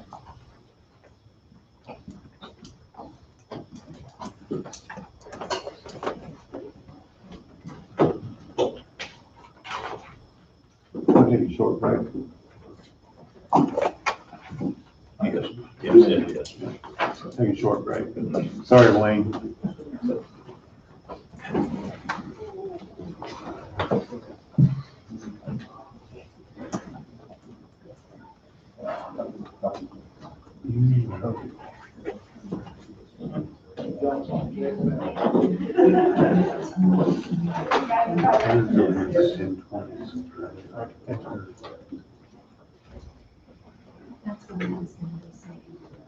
I'm good, Mr. Chairman, I'm comfortable. Okay. We're just proceeding, Wayne, sorry. Thinking out loud.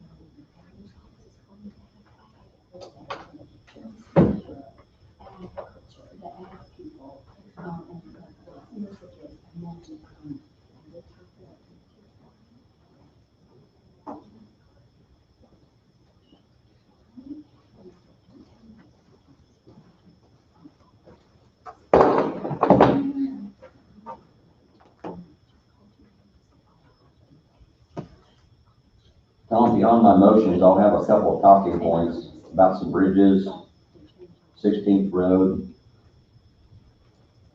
So, however you want to do it.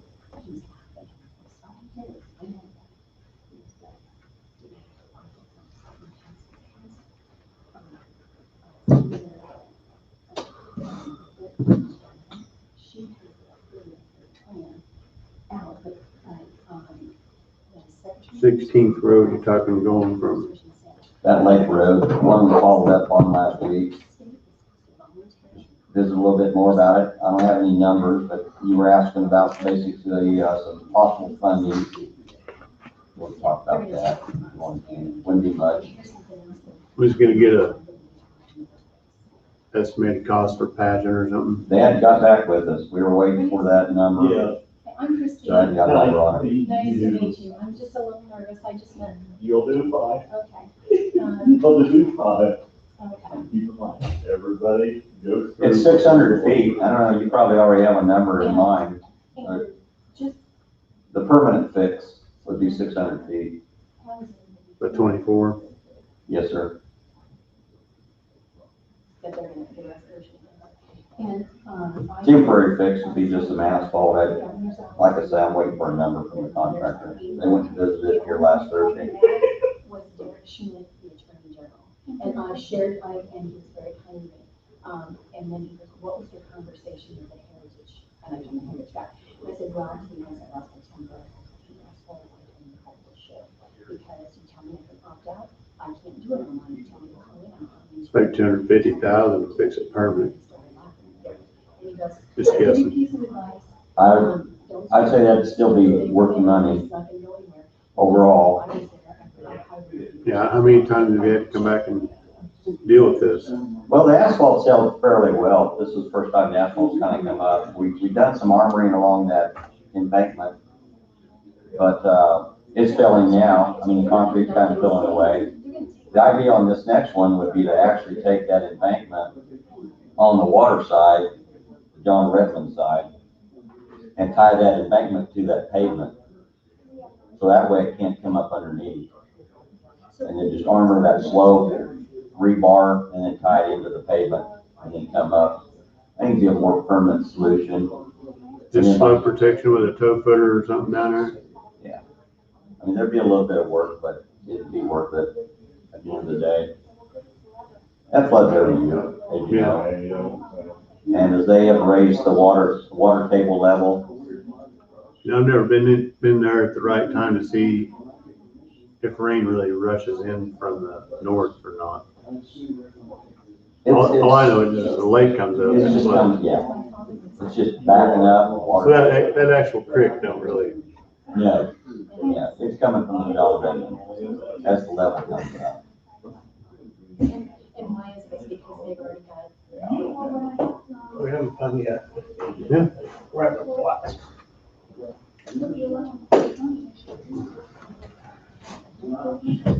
You know, that number is, that's around. Yeah, that's $25 square foot. Yeah. I think you better tax it at 250. Yeah. It's easily. I was thinking, my estimate was, by the time you demo that and everything, 900.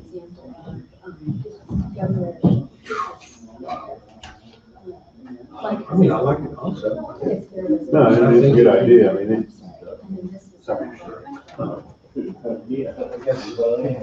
How many kids you raise, you know? Oh, yeah, yeah. No, I Oh, we don't. don't need to. There's been a whole lot of them go through. Well, yeah. I mean, I was that way, So didn't have it 60-some years ago, so they've been going That's when forever. they first started. Well, yeah. I was the initial program.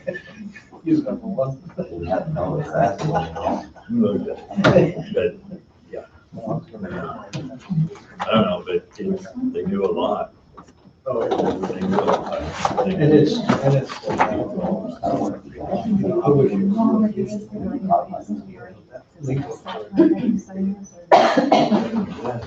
We've discussed it in the permit, sure. It's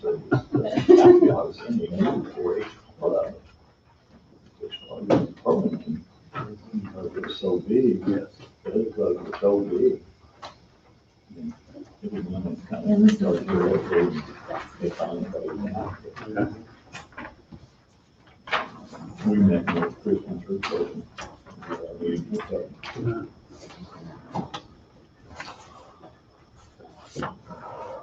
I kept looking my right way for Don to show up, and just dawned on me he's not gonna show up, so. Wayne, you wanna stay in order here? Okay.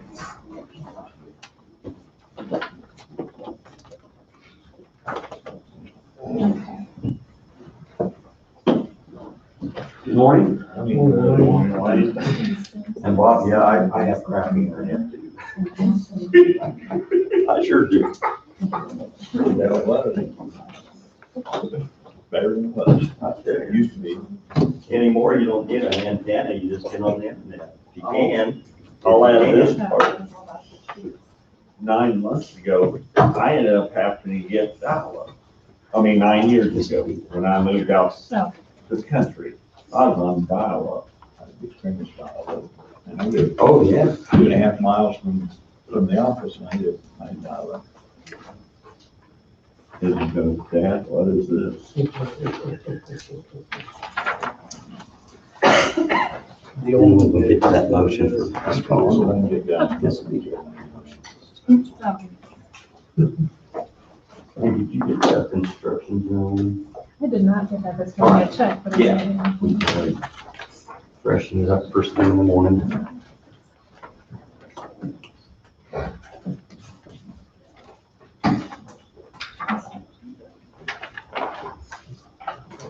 Yeah, I have a few motions, and after that, just a few talking points.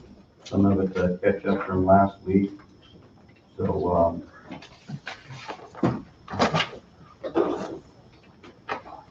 engineer's report. No road permits, 3 zoning permits, landfill, and we have, 4 motions to move forward on. So, how would you like to, the first one would be the striping, and that's just basically signing the contracts, completing the obligations and commitments that we have for the striping project for 2021. And so that would be the first motion. Okay, motion 2021-31, based upon the recommendation of county engineer.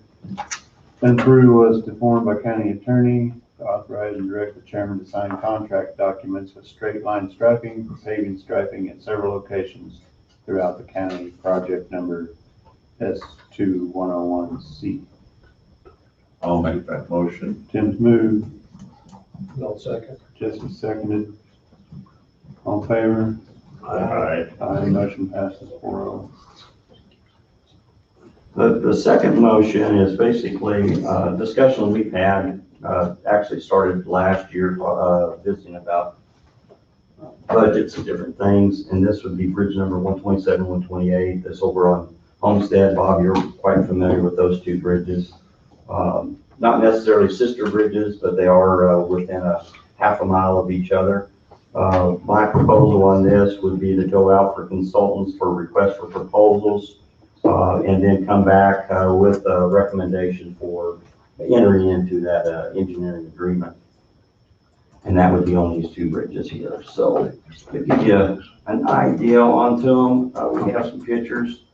This would be bridge number 127. So Homestead goes like this. yes, one of them does, yes. Homestead. Oh, second, between second and third, approximately. The south end, the address right here, but that's just some of them.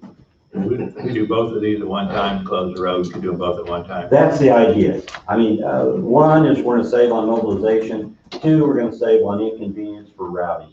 I mean, so we're closing both. They'll order the material for both at the same time, because we're gonna tie everything together as well, hopefully, with the contract. And then we'll have savings and less downtime for the residents in that area. One is worse than the other. So, yes, sir. What we have on that particular, on 120, on 127, I have a sufficiency rating of 74.5. It was built in 1973. And so the low rating onto it, we have a 4 is on the deck, and then also a scour vulnerability. And so when you look at that one, what you're going to find there is where the spread footers are exposed actually to the surface. And so the scouring, what's happening there is the shell that the spread footers were setting on is actually eroding away. And so I believe also too on that one, you'll find where we had done some repair on the H-pile as well. So that would be the start of it. The next one is 128, and that is 3.05, so just north of 3rd.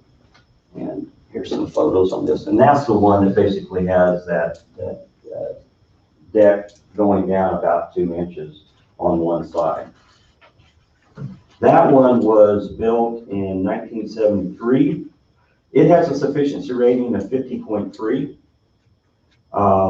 And the structural length on that is 81 feet. The thing on this one is, with that sufficiency rating that low, potentially I would be eligible for possibly some grant money here next year when they ask. Where they're at for the most part is anything that's 50 or below, they'll start looking at. We're right there. I mean, we're 50.3. We're right there. So I feel that this would be a great candidate for submitting for possible grants. Otherwise, it comes out of our special bridge fund. When we get there, we'll visit more about it. But you can engineer? On these, they're long enough that I would recommend that we do not. I would recommend that we do basically a reinforced concrete haunch bridge. So on that particular engineering, I do not do those engineering bridge designs. I'll do about a 60-foot bridge design. I won't do the long ones. Why is that? One, I'm not qualified for the longer spans, the multiple spans. That I would feel comfortable in doing those.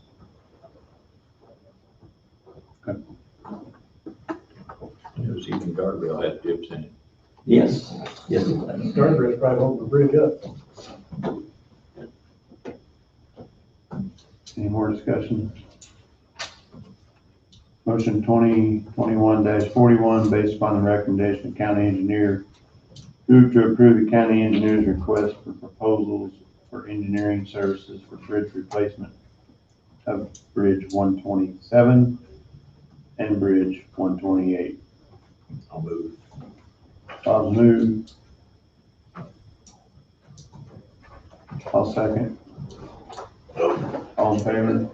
Aye. Motion passes 4-0. Okay, the next motion is a discussion we had for the leftover magnesium chloride. The discussion was to basically take the extra material and place it out there on the county fairgrounds. And so on the road back there where they have the campers is where we placed it. So we had approximately 1,200 gallons of magnesium chloride left over from the last tanker.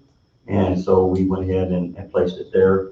And then whatever was not at that particular length, we placed it on county property. But Did we put some down in New Strong there too, on that frontage road?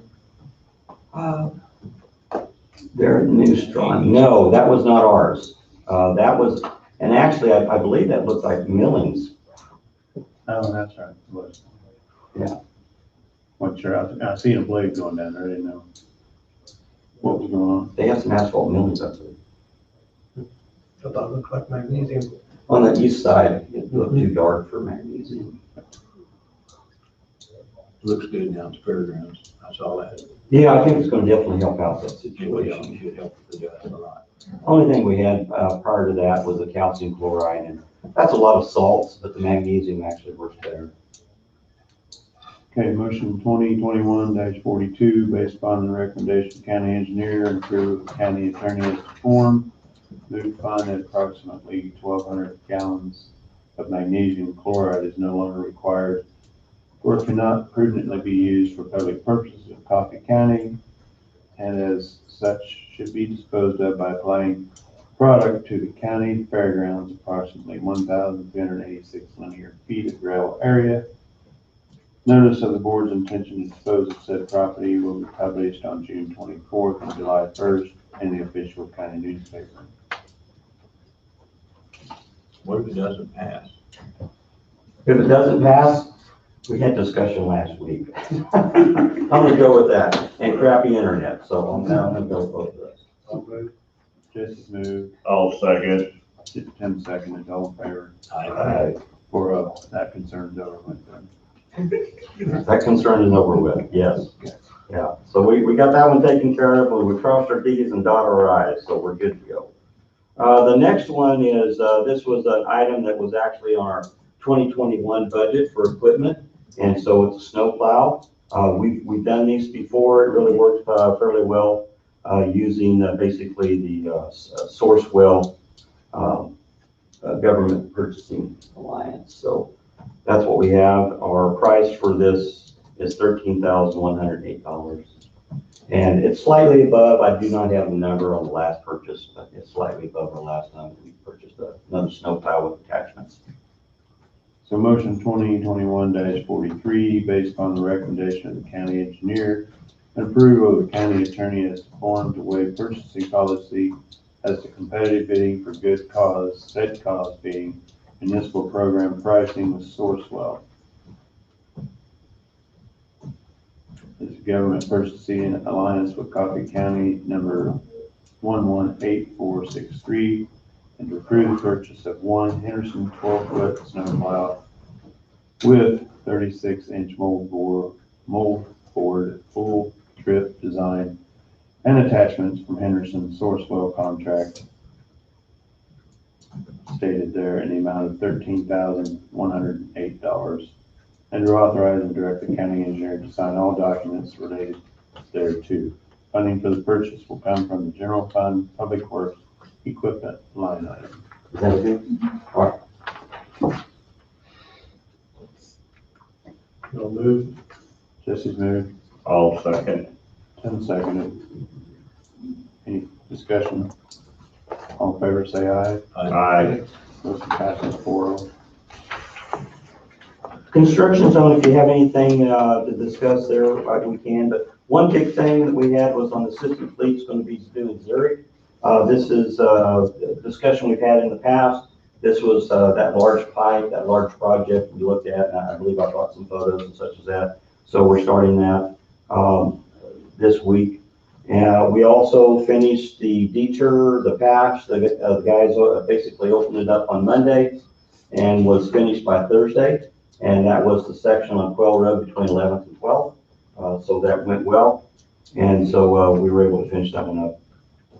And other than that, as you can see, these are the projects and maintenance we're proposing. One of the other things that we had go on is I met with KDOT here last week, and our undersheriff, Mr. Eric Smith, was available. And I sure appreciate him being there at the meeting because he gave a lot of insight. This was to basically the person that's in charge of the economic development for KDOT. Michelle also is part of the, or she's a big part of the cost share program. And so I've been applying for the cost share program. Well, what is that? That's those intersections that we have on 75 Highway. Also the expansion of that second lane there at Dollar General. So these are things I've been talking about. One that we would match 25% and such as that. So what some of the intersections that we have, acceleration, deceleration lanes, would be on 15th Road, 22nd Road, 8th Road, 10th Road, Burlington, right there at the intersection. I do have some photos if you'd like to see some of those, but the acceleration, deceleration lanes once again. And the big plus here was as the spring application closed, we were not successful in receiving that application, but it's been multiple applications I've put in for it, but I was able to have KDOT come down and visit with us, in addition to Wayne Goodmanson, which is the district engineer. And so both of them came down and listened to why we felt that we were a good candidate for that program.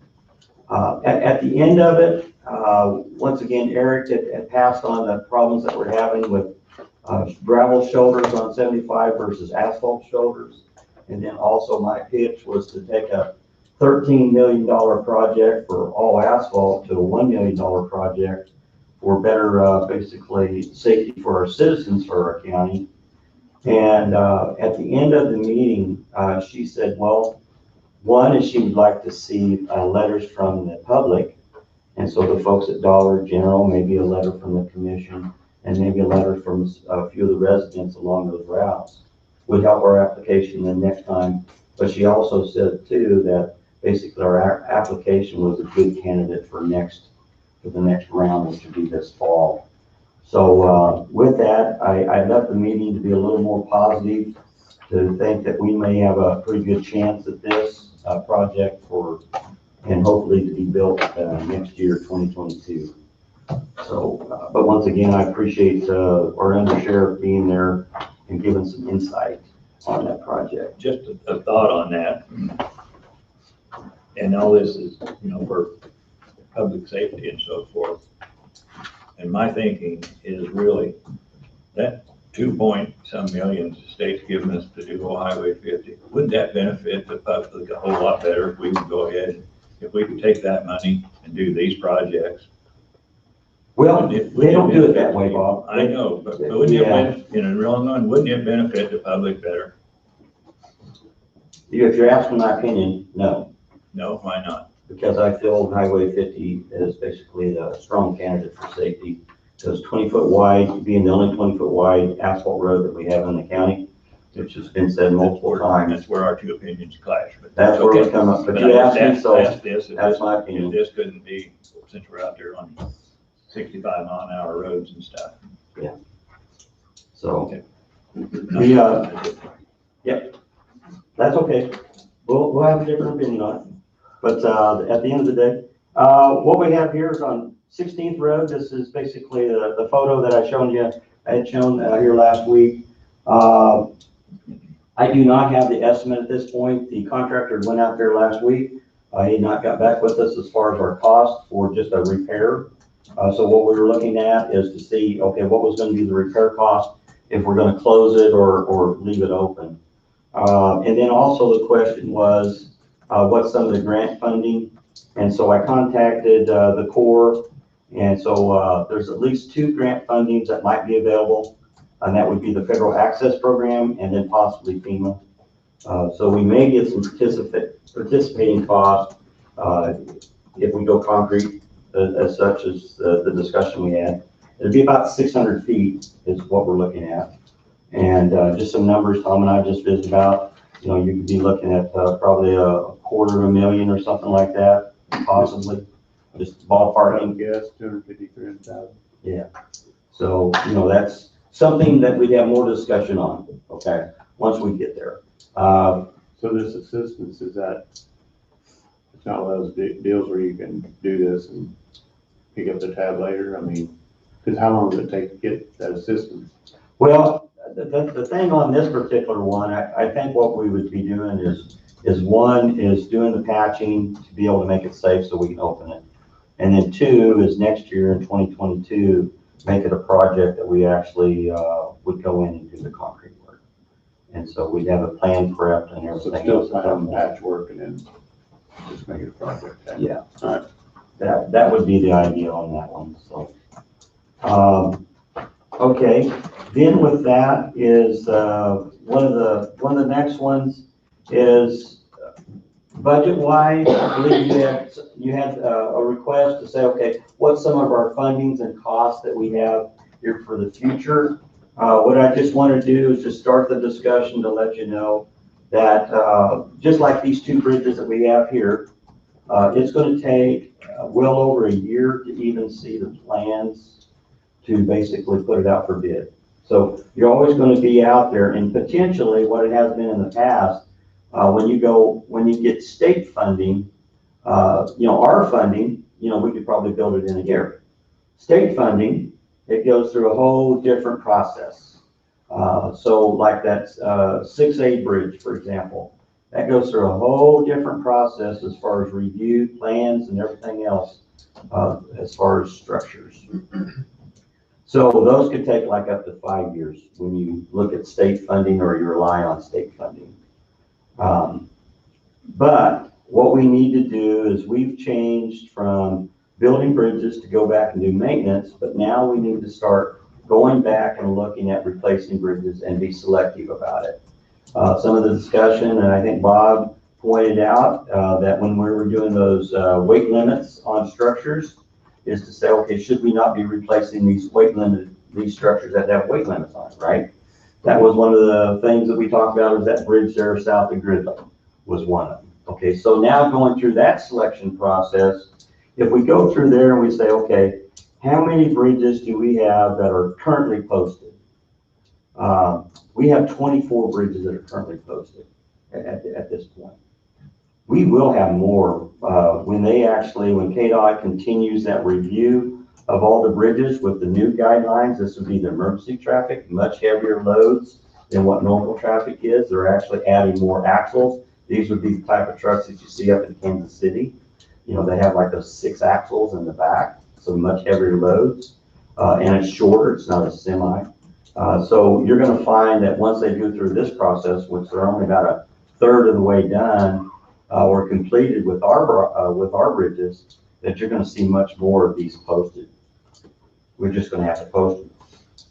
Then you're also going to find too, or what we have as well, is built prior to 1970, we have at least 33 bridges that are of that age. Okay, so we have also 9 bridges currently that are below 60 sufficiency rating. Now, what happens so often is you'll find, especially in western Kansas and such as that, where they don't have the money to replace the bridges. So the bridges are posted considerably lower.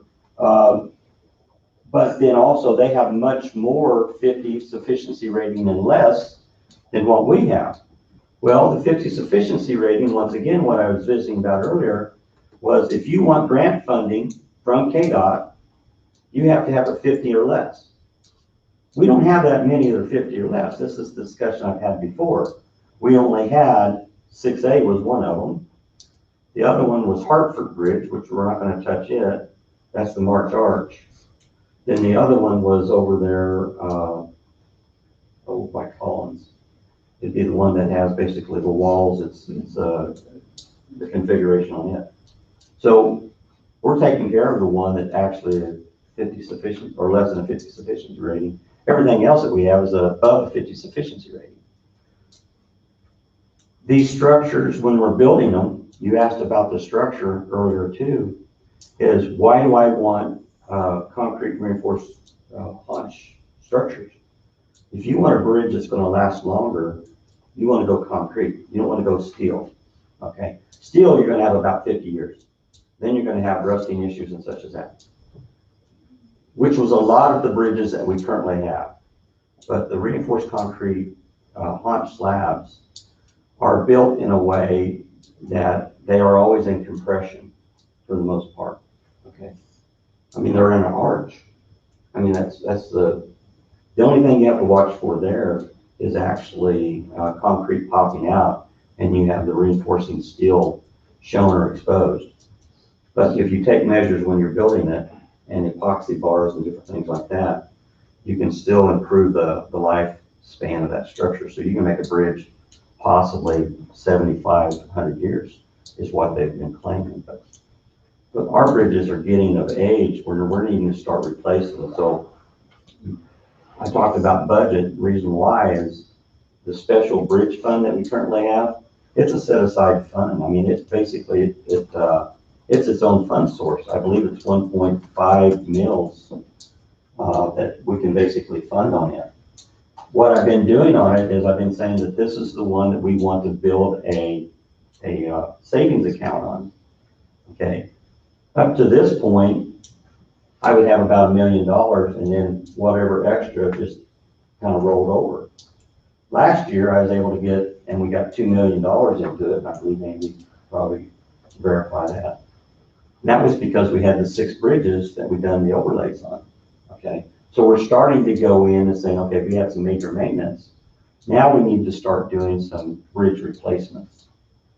You got 2.8 million currently in it now. So what we need to do is allow that fund to continue to grow. And we need to go in and start having plans shelved and ready for bridges. And start looking at contractors coming in, building 2 bridges every year. That's the idea. Okay. Person asked, well, we don't do long bridges. We used to have a crane, but the crane and cost and the operating license and everything else that has changed over the last few years. It says this is not practical for us to do that type of work. So it's more practical for us to do maintenance. See, we have a crane out there. Do we need to be selling? That would be one of the things that we have to make that decision on. Yes, it is. We at this point it's not being utilized. We still have basically, it's still certified, I believe. It's still operational potentially. But we have that one. We also have a plug mill that's sitting out there that we haven't built roads, and we don't need to build roads. We're trying to maintain the roads that we have. We're not trying to build anything new. And you know, that's the key, is maintain what we have, not continue to increase our tax base, but maintain what we have. And so the idea on this is trying to find where we don't do that type of work. We haven't been. We've been trying to do more maintenance. Maintenance is the most difficult, okay? How do you estimate maintenance cost? It's tough to do, but we can do it, okay? It's our cost. But contracting work, like building these larger bridges, needs to be done by the contractor. We need to have the plan setting aside, waiting for that time to basically let it out for bid. And so that's the plan. So when you ask, okay, what's some of your projections? What I'd like to do is come back and give you some ideas of the bridges that we would have in the next several years and the estimated costs that we're gonna have to go along with them. And so that's where we'd be at. But when you talk about the small bridges, the simple span bridges, the 60-foot length bridges, those are doable, things that we can still do. But we also need to take a look at the routes. If I can make this a concrete bridge, increase the strength onto it by placing it, by having a type of structure, it's not a simple span, that you're gonna have creep and everything else that's gonna happen. Creep meaning basically settlement in the decking and different things like that. That it's gonna happen over time. And we can build a much stronger bridge because these loads aren't getting any lighter. Then that would be the plan. So that's my discussion point, and I'll leave it at that unless you have any questions. What year's the Frog Creek, when was it rebuilt? Frog Creek Bridge on 50? On Old Highway, I don't have that. I can probably, might be able to find it here. I got the book.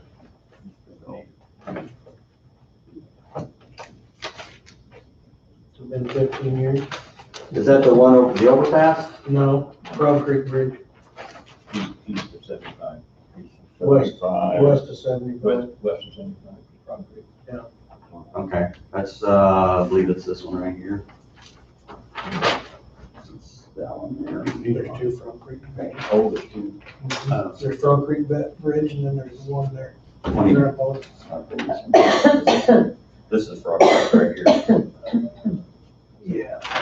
Yes. Okay, so this would be old 50.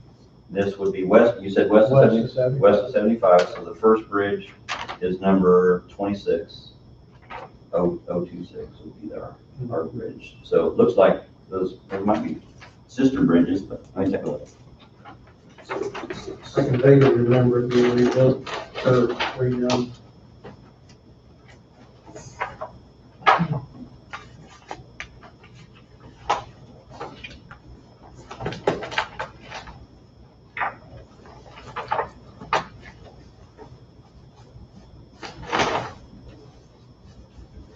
Okay. It was built, 026 was built in 2005 and 027 was built in 2005. So those are sister bridges for the most part. So they use the same type of process that we do. Sufficiency rating on that is 99.7. This is a 0 to 100 scale. So there would be no funds on that type of bridge. They do have the on that one.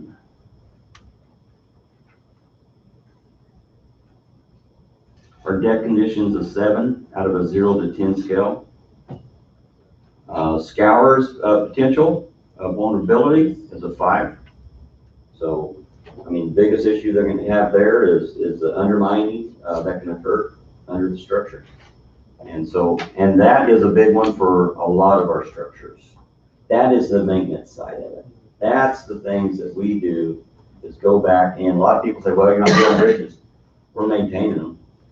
We're going back and taking care of these scours, because once we lose that foundation, we're going to lose that bridge. Doesn't matter how good that deck is. But if you lose that foundation, you'll lose that bridge. So, go ahead. Thank you. All right. Thanks, Wayne. All right, thank you. All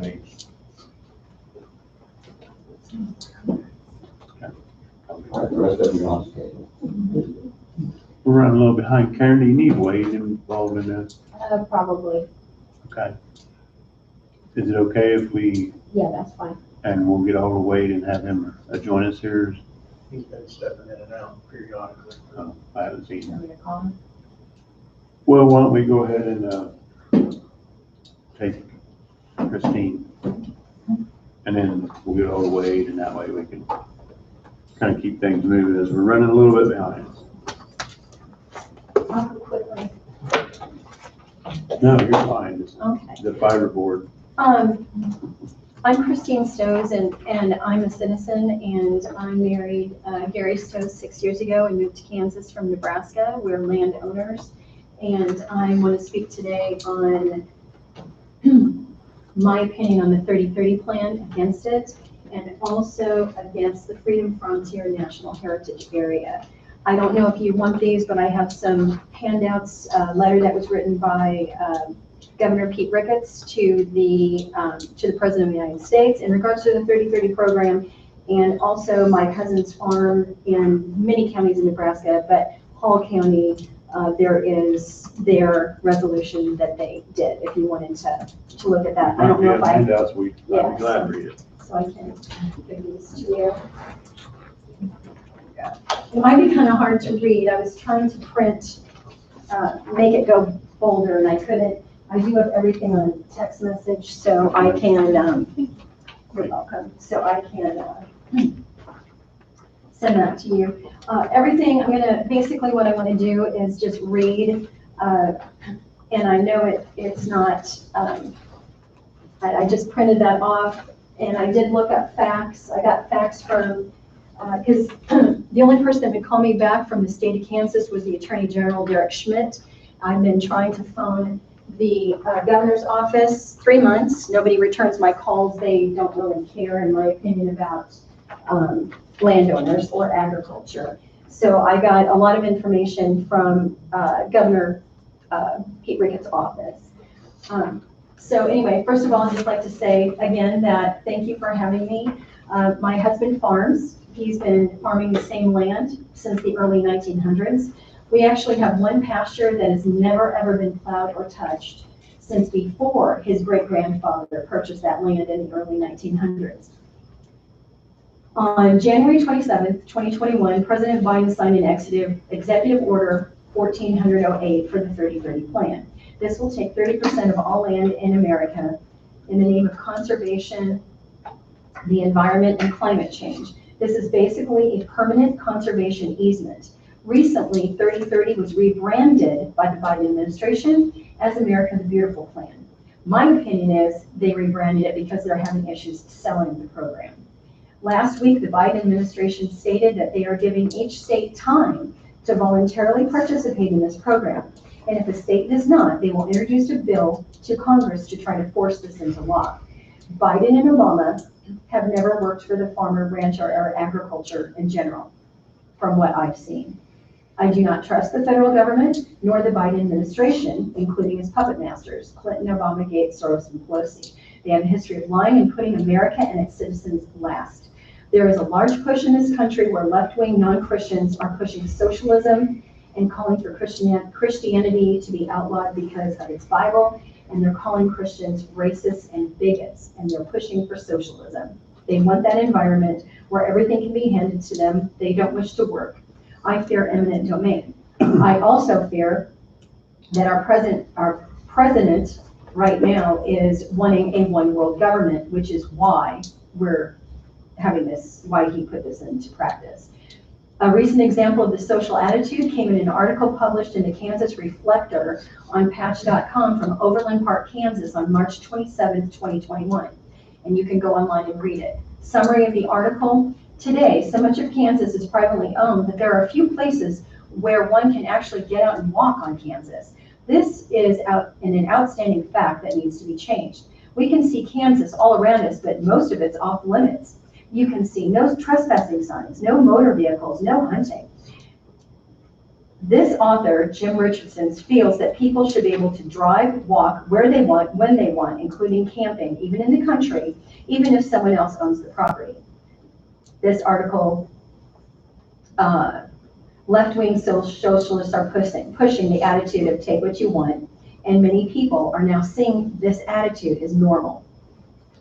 In 2019, the Center for American Progress published a paper stating that 30% of all land and water needs to be set aside and given to the federal government in the name of conservation permanently.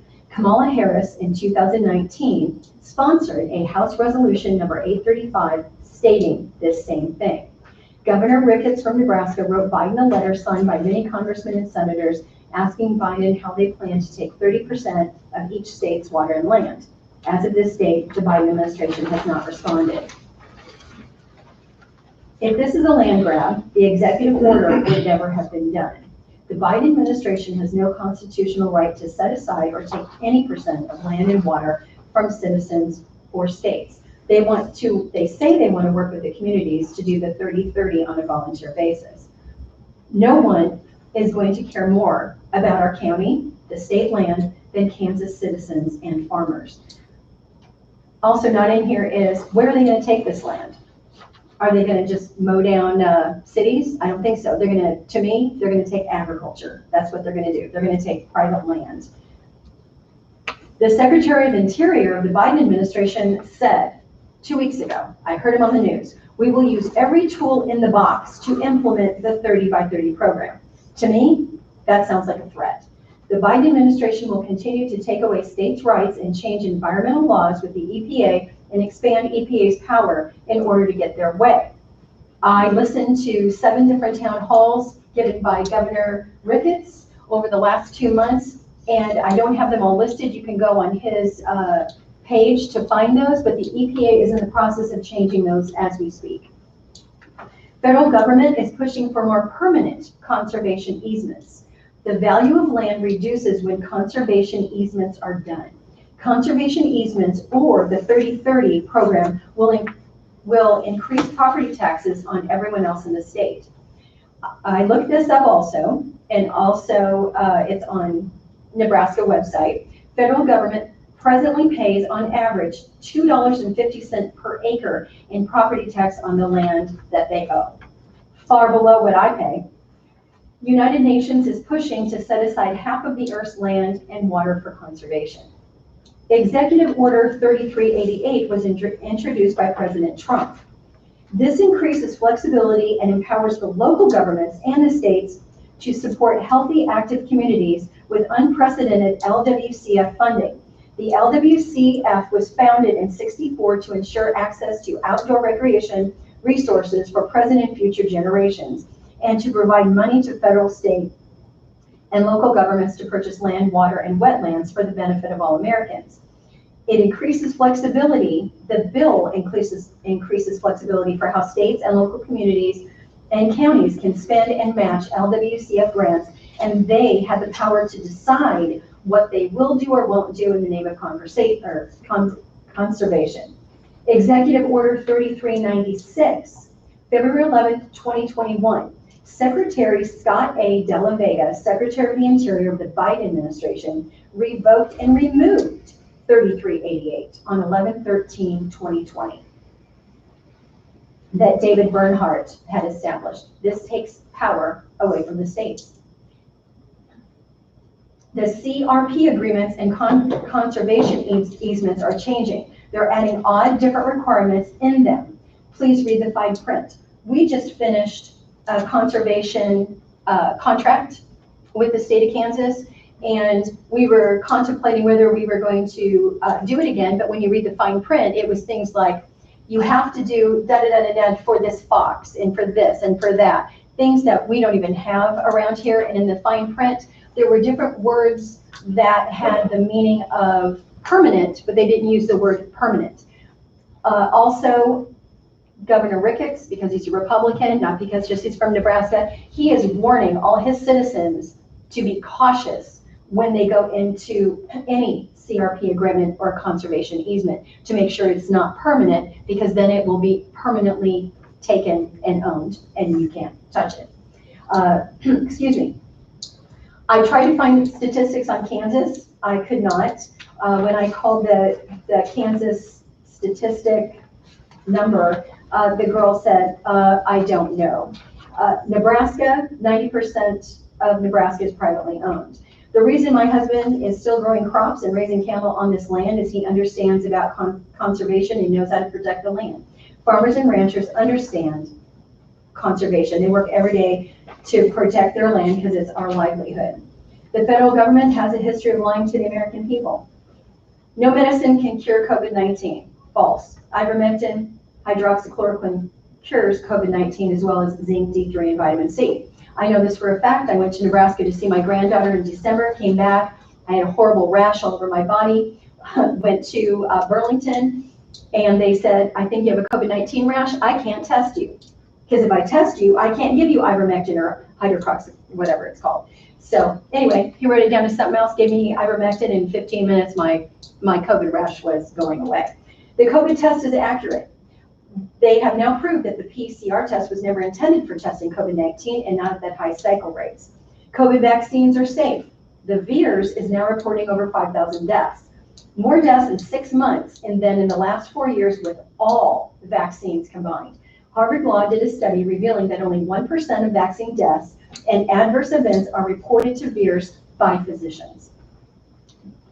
During the pandemic shutdown, government says it's not safe to go to church, can't go to the dentist, can't go out to eat, any small business, even the doctor, cancel all major surgeries. But the box stores, abortion clinics, they all stay open, and specific politicians chose not to follow shutdowns. In June 29th of 1989, Peter James Spellman wrote for the United Nations. A senior UN environmental official says entire nations will be wiped off the face of the earth by rising sea levels if global warming trend is not reversed in the year 2000.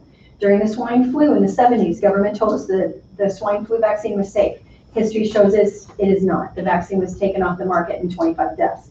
What I'm trying to do with this is share my reasoning. I don't trust the federal government, not at all. Summary, knowing that the Biden administration reversed the state's authority with Executive Order 3396 to veto or have any control over federal law. Coffee County, Kansas cannot trust the federal government.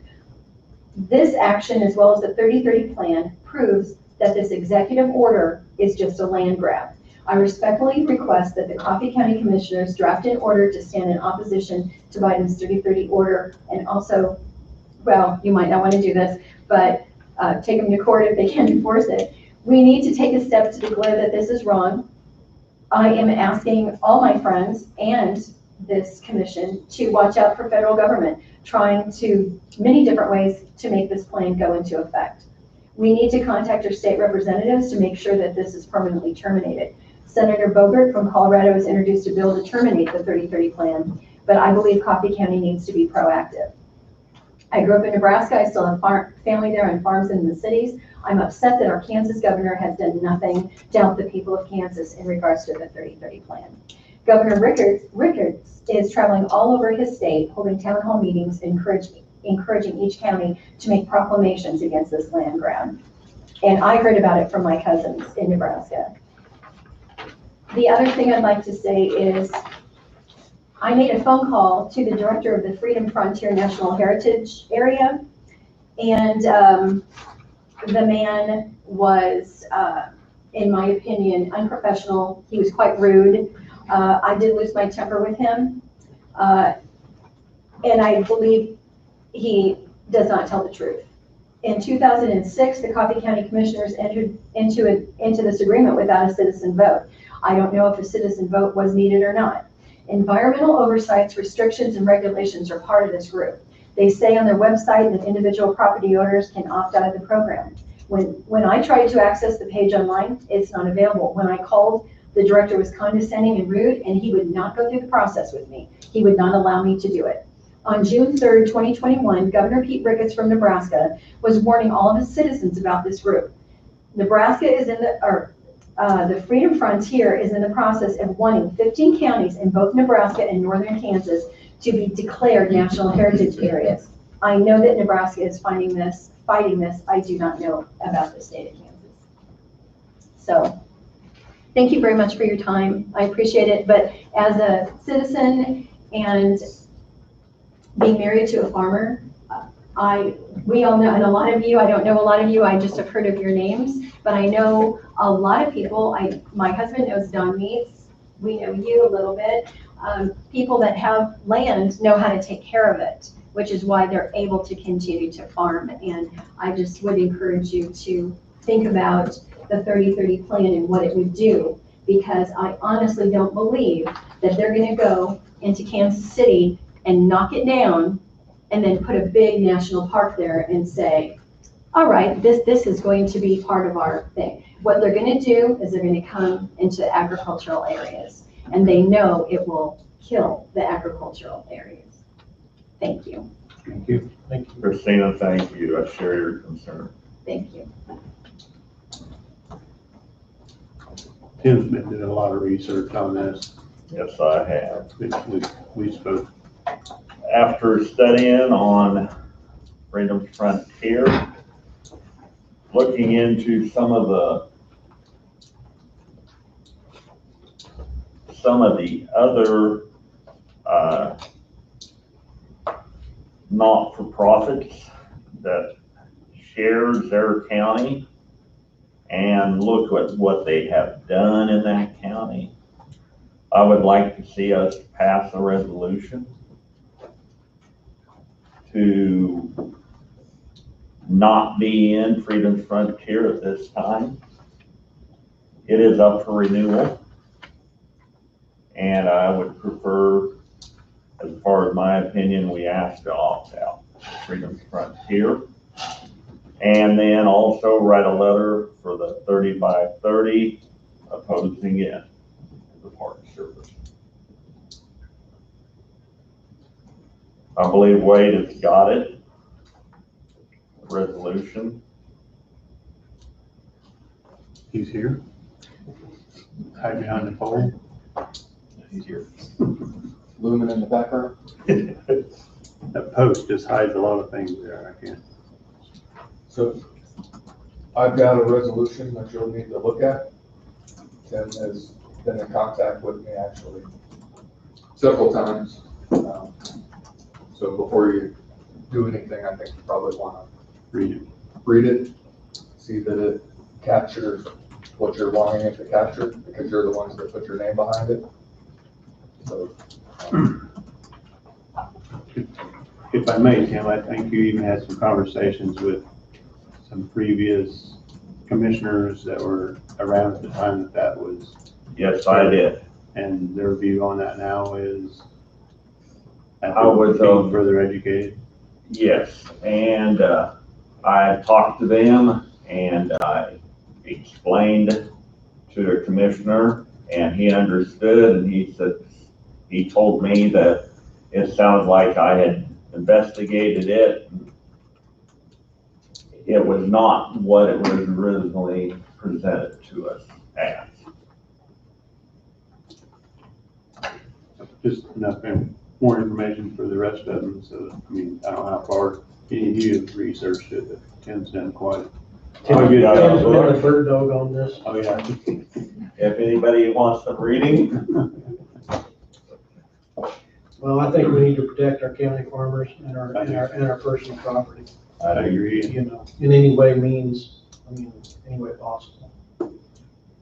Well, we can pass that around here in a little bit. Read it. should have made copies. I've got one, so. I tell you what, we'll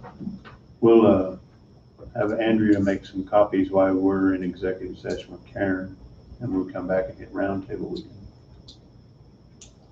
That sound fair? This is just opt out of the heritage.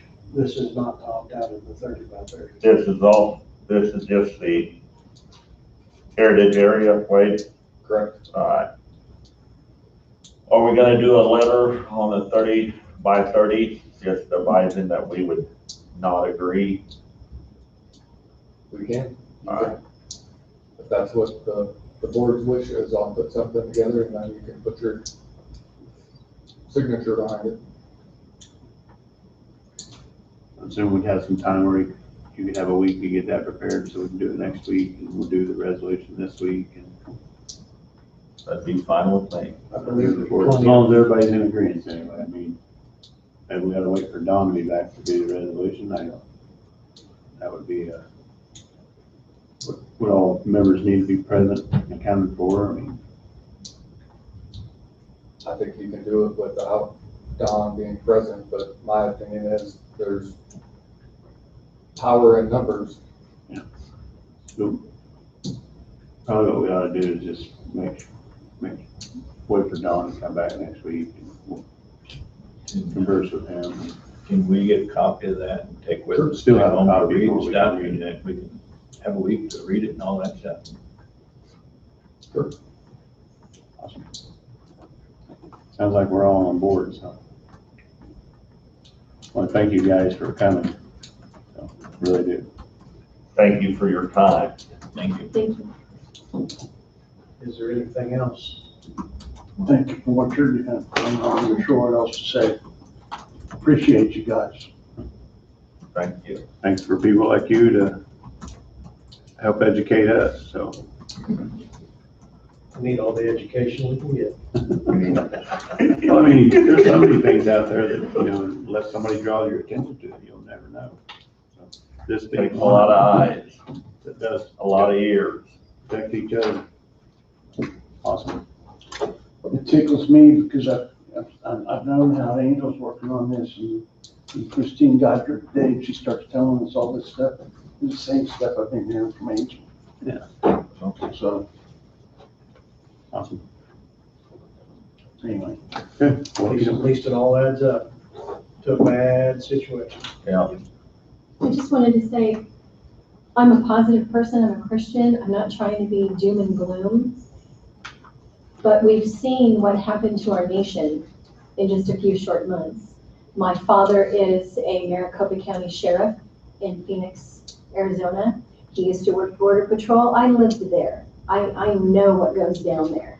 And it's not just, and there's lots of criminals, there's just lots of stuff. And now they're working on EPA, they're working on all this stuff. And I just think that we as citizens and as commissioners, that we just need to stay on top of this, because I don't see it going away. That I think we might have another fight and another fight, but I appreciate your time. she's right, it's coming at us from all directions. And I just got through having a meeting with a friend of mine. It's recorded. It's just on. Let me know if you want it. He was retired Border Patrol and ICH and lives in Arizona. He came into this country as an immigrant. And I met him in the Air Force. I can go on and tell you about it, because he Border Patrol 31 years. Busting bad guys, and then told to start turning them loose. So he retired. He didn't quit. He retired because he couldn't do anything in the service. Hands tied behind their backs. Can't do anything. So may I ask for clarification? So next week you're gonna vote and sign both the letter and the resolution, is that correct? As long as Wade can get the letter drafted up and the resolution, I believe. Can we do the resolution? I think we're gonna do the resolution We can do today. the resolution today. We can if you're okay with Dawn. I think Dawn would be 100% for it. Like Wade said, there is strength in numbers, so I mean, all five of us are present.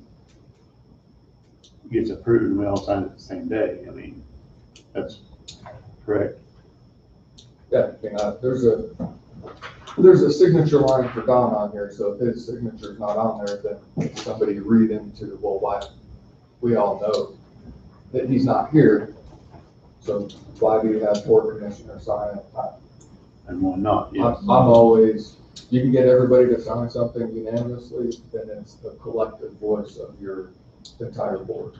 Not that Don wouldn't sign it, but he's not here to voice his vote one way or another. So that's why I assume we'd wait till next week and we'll just take, as long as Wade's got the letter drafted up, we can address it all at once, be done. You would be taking the lead. Mid-July, I will be presenting for a representative, a state representative down in southeast Kansas. So you would be taking the lead in the affected counties of Freedom's Frontier. So that would be, all five signatures would be very helpful in that regard. We'll just wait. That's what we'll shoot for. Okay. And I'm sure Don will be on board. So. Hate to speak for him. We've spoke about this before. I mean, he's not implement either, so. Do y'all have any questions at all? I don't think so. Is there any new development that you found? Well, there's a couple of new developments. Representative Eric Smith has agreed to work on the conservation easement issue at the state legislature. Michael Murphy is a representative from Western Kansas. He's gonna look at legislation that's similar to Montana's that requires state legislatures to vote in favor of a national heritage area before they're even considered in the state.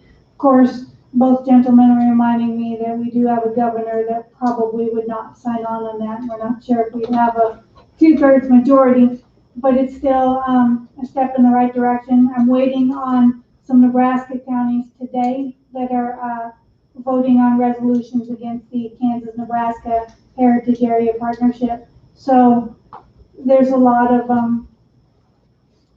movement in awareness of the issue, I guess you could say. Any other questions? Have anything. Again, thank you very much for coming. Thank you all. Thank you. Thank you. Keep up the good work. Yep.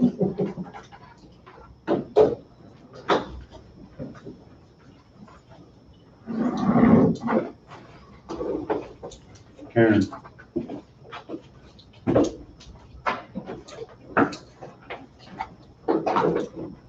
Morning. Morning.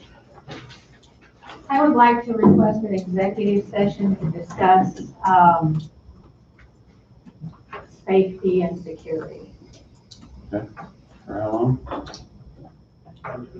With who? So commissioners probably waiting to be in there. I would say maybe 20 minutes. You weigh in. I would make that motion. I'll second it. All in favor? Aye. Motion passes. Wait a minute. So just so we're under the right subsection, the securities measures section of Kansas Open Meetings Act discuss matters related to security to protect the public body or agency pursuant to discussion of the security measures, and I think that's what Karen's referencing. KSA 754319B12, which we don't talk about that one very often, but it is a subsection.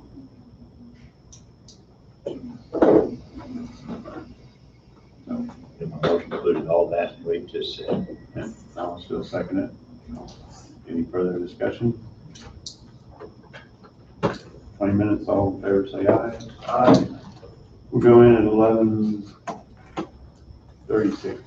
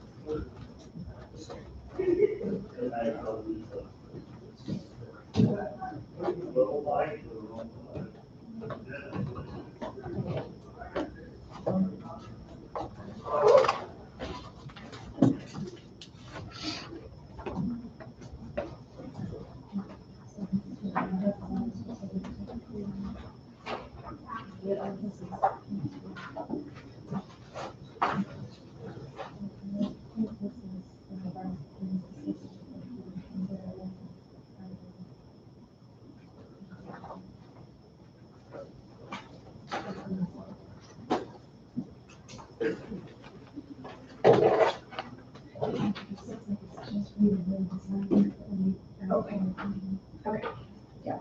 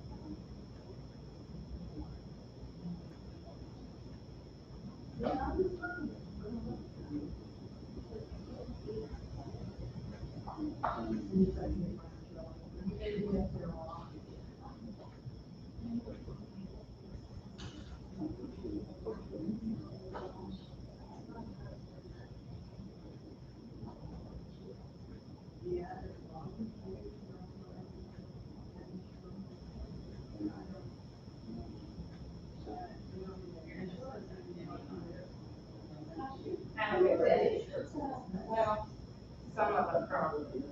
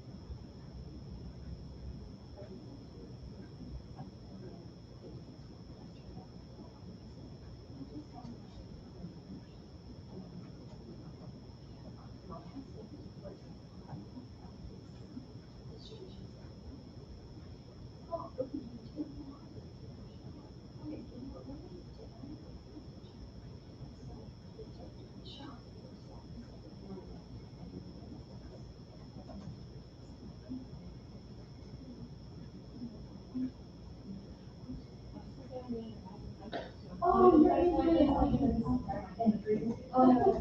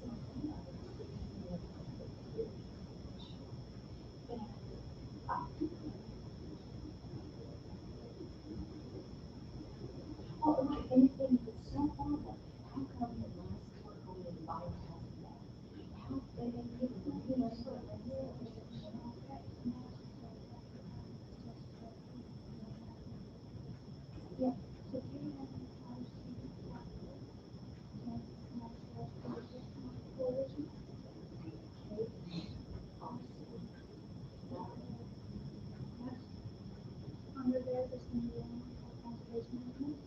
On the bottom of that, there's a little one that says here, and click on that, so you can bring back the California conservation easement.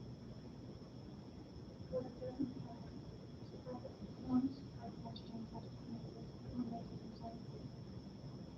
So, for that, that'll give you a really good idea, it's going on. Putting the rickets, and also, the others, about this, and some areas.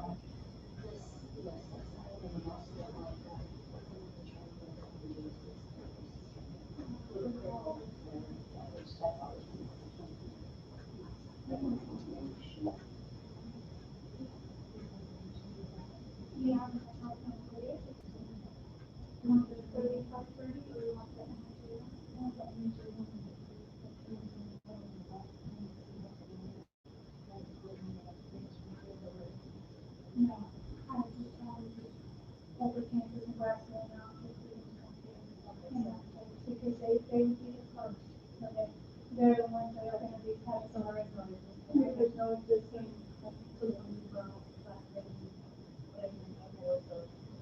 And Nebraska has two.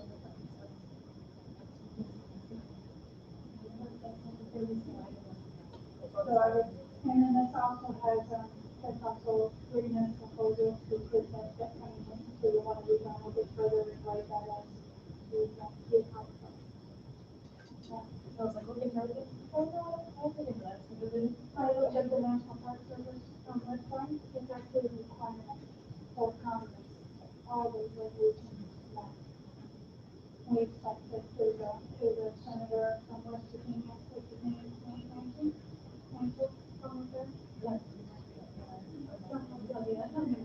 He's gonna champion for all the 30-year up this year, we expect that sometime.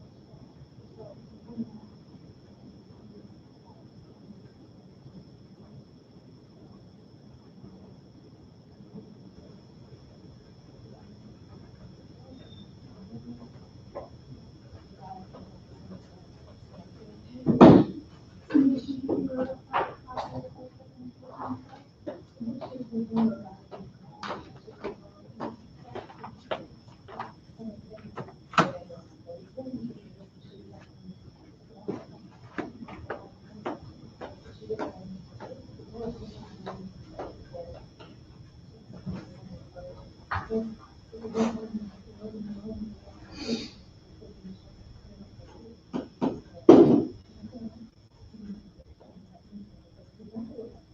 and then now we remove the self-sustainable and the other stuff.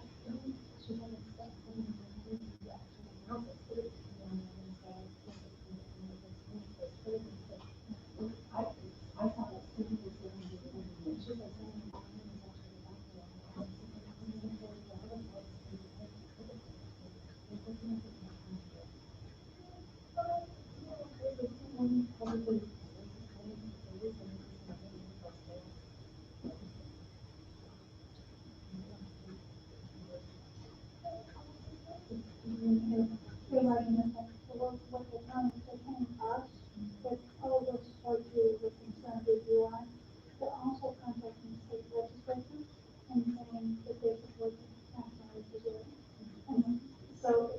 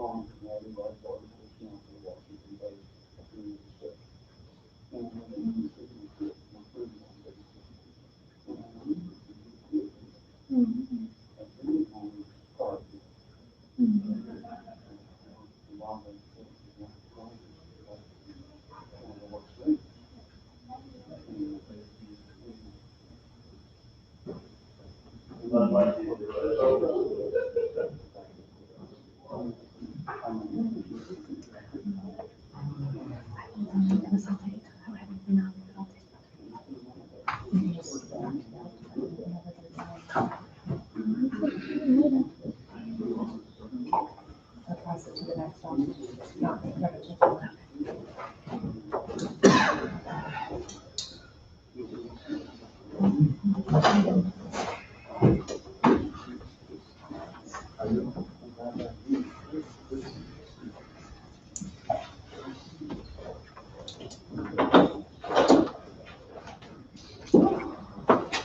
Get too many pieces of paper here.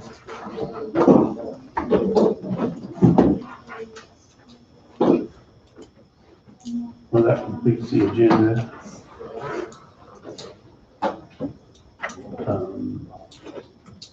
Roundtable, Andrew. The only thing I have is that we did receive another rebate check from our prescriptions in the amount of $13,000 this last month, so that's all I have. Two things today.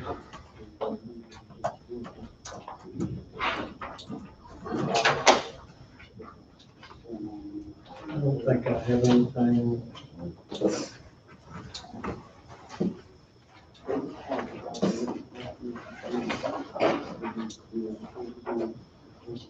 This crosswinds deal for this year.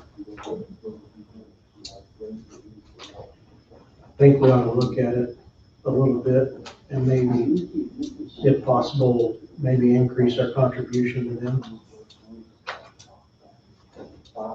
Because it's pretty, per case is served in the county is pretty cheap. And that's just a one-time visit. So it might be something for next week or later on. How long we got to We look at this? That's all it is. We'll go through all these. Okay. Other than that, I don't have any. Yeah, once the books are full, we're gonna go through every one of them. I don't have anything. Now, her date, we're supposed to get it all done by the end of July. Well, Right. you'll start having budget work sessions next month after the board, and then the auditor will be here and help prepare that. That will be on meeting days. But you can look at it anytime. At all? Well, No, I have nothing. don't. I don't have anything. Although Barb did get up on the roof and she looked around at a lot of those drains and this and that and the other, and she said there's no obstruction, so. That'd be the only thing I had. Oh, and I did talk to Mark Davison with the city of Burlington, and he's agreed to bring they have a walk behind grinder, if you will, that will smooth down those trip hazards throughout the sidewalk. I'm gonna do that at no charge. But I did ask him the question, so, because he did say it was the county's responsibility for the sidewalk, and that's the way I agree, just like a personal homeowner, but, I said, so if we decide to replace a sidewalk, can we do a cost share program like the city has with residents? He said he'd have to look into that. So. I bet I know the answer. Huh? They were out there about a half hour ago. Oh, were they? I'll be on that pretty quick. So, but yeah, he's supposed to see if we can get on the cost share program, if we come into that situation. So, that's all for me. Just a couple of things for the tree trimming for bids. It looks like we'll probably only get 2. I've reached out to 4. Wellness will be here tomorrow at 4 o'clock to take a look. Clayton Bradley's gonna come out and put in a bid. I did reach out to a couple of local tree companies. Neither of them are gonna be available to put in a bid. So it looks like it'll come down to 2, but it should be in next week. Todd Demas said to let you know that his department has summer training in Manhattan, July 20th to the 22nd. He'll be there for 2 nights because he has a board meeting. He has 3 staff members who will be staying overnight one night. And I got a hold of Ray Roofing in Emporia, which used to be Grow & Sons. If they were gonna come out and take a look at the roof, they would want to actually do the work. They wouldn't want to just come out and take a look. He said, but right now it's too hot for them to pull up the gravel. But if they did come out and found something, they would want to be able to do the work at the time. So is that how you would Yeah, want if they them found to an do it? issue, I would say get it done. Just to fix it, right? Okay. Yes, they sold it. Yeah, they sold. I didn't know they sold. And they're now Ray Roofing, WRAY. Hmm. And as far as, I know this has been a discussion, but how temporary the move will be before we'll be relocating. To get the mail machine moved, because there's not room in where I am right now in that back office for me to have the mail machine in there. And the appraiser's office is pretty full, so I didn't know as far as relocating to a temporary position. If anybody else had any suggestions for where the mail machine might be able to go for it to get out from their office for me to start dealing with that. Because I don't know where else to put it. The appraiser's room is pretty full. Then suggested she go down to where we have our executive sessions and the state level there. I was wondering if there was any room in there. Can be put on the wall right inside the door, and economic development. That's eventually where, I think that's kind of our goal, is eventually where you would end up. Yeah, so that's why I think she's thinking about just moving desk and all and just occupy that meeting room, if you will, part of it, and then the machine gets it out there where you suggest. That worked. Yeah, because other than when there's meetings, there's nothing going on in there anyway, right? Every once in a while, I know that's where we have our website design meetings because they use the project, but that's not. Yeah. That's not an issue. Okay. That's not an issue. That Sounds like that's a works. go. Okay. Well, that works for you. Yeah, that was, because it's a little more private down there too, because I know as far as, like, the extension office was talking about confidentiality, there's a lot of times, I mean, I don't have a private conversation there, just, there's always a room full of people, so if there's anything, yeah, there's nothing private in that room, but, so that might help out a little too. As far as travel distance for you right now, that wouldn't make any difference in traveling clear down the other end of the courthouse. So. Thanks, a lot of times I use the copier that's in the economic development group now anyway. So that would actually help me a little. Okay. Sounds like it's a go then. I think that was it for me. Was the roofs, do you want me to still get a hold of Ray, what is now Ray Roofing out of Emporia, to have them take a look at the northeast side? Is that? I would assume. I would say the north and the northeast side, wouldn't you? Yeah. Yeah, like I said, I didn't even think about looking up and seeing those. Makes you wonder if some of it is condensation from air conditioner or something. Let's make sure. Quite big. We'll just make sure. That was all I had. Okay. Wade said he didn't have anything, correct? No. Well, that being said, nobody has anything else. We'll adjourn at 12:05. Shut down. Don't. Shut this stuff off.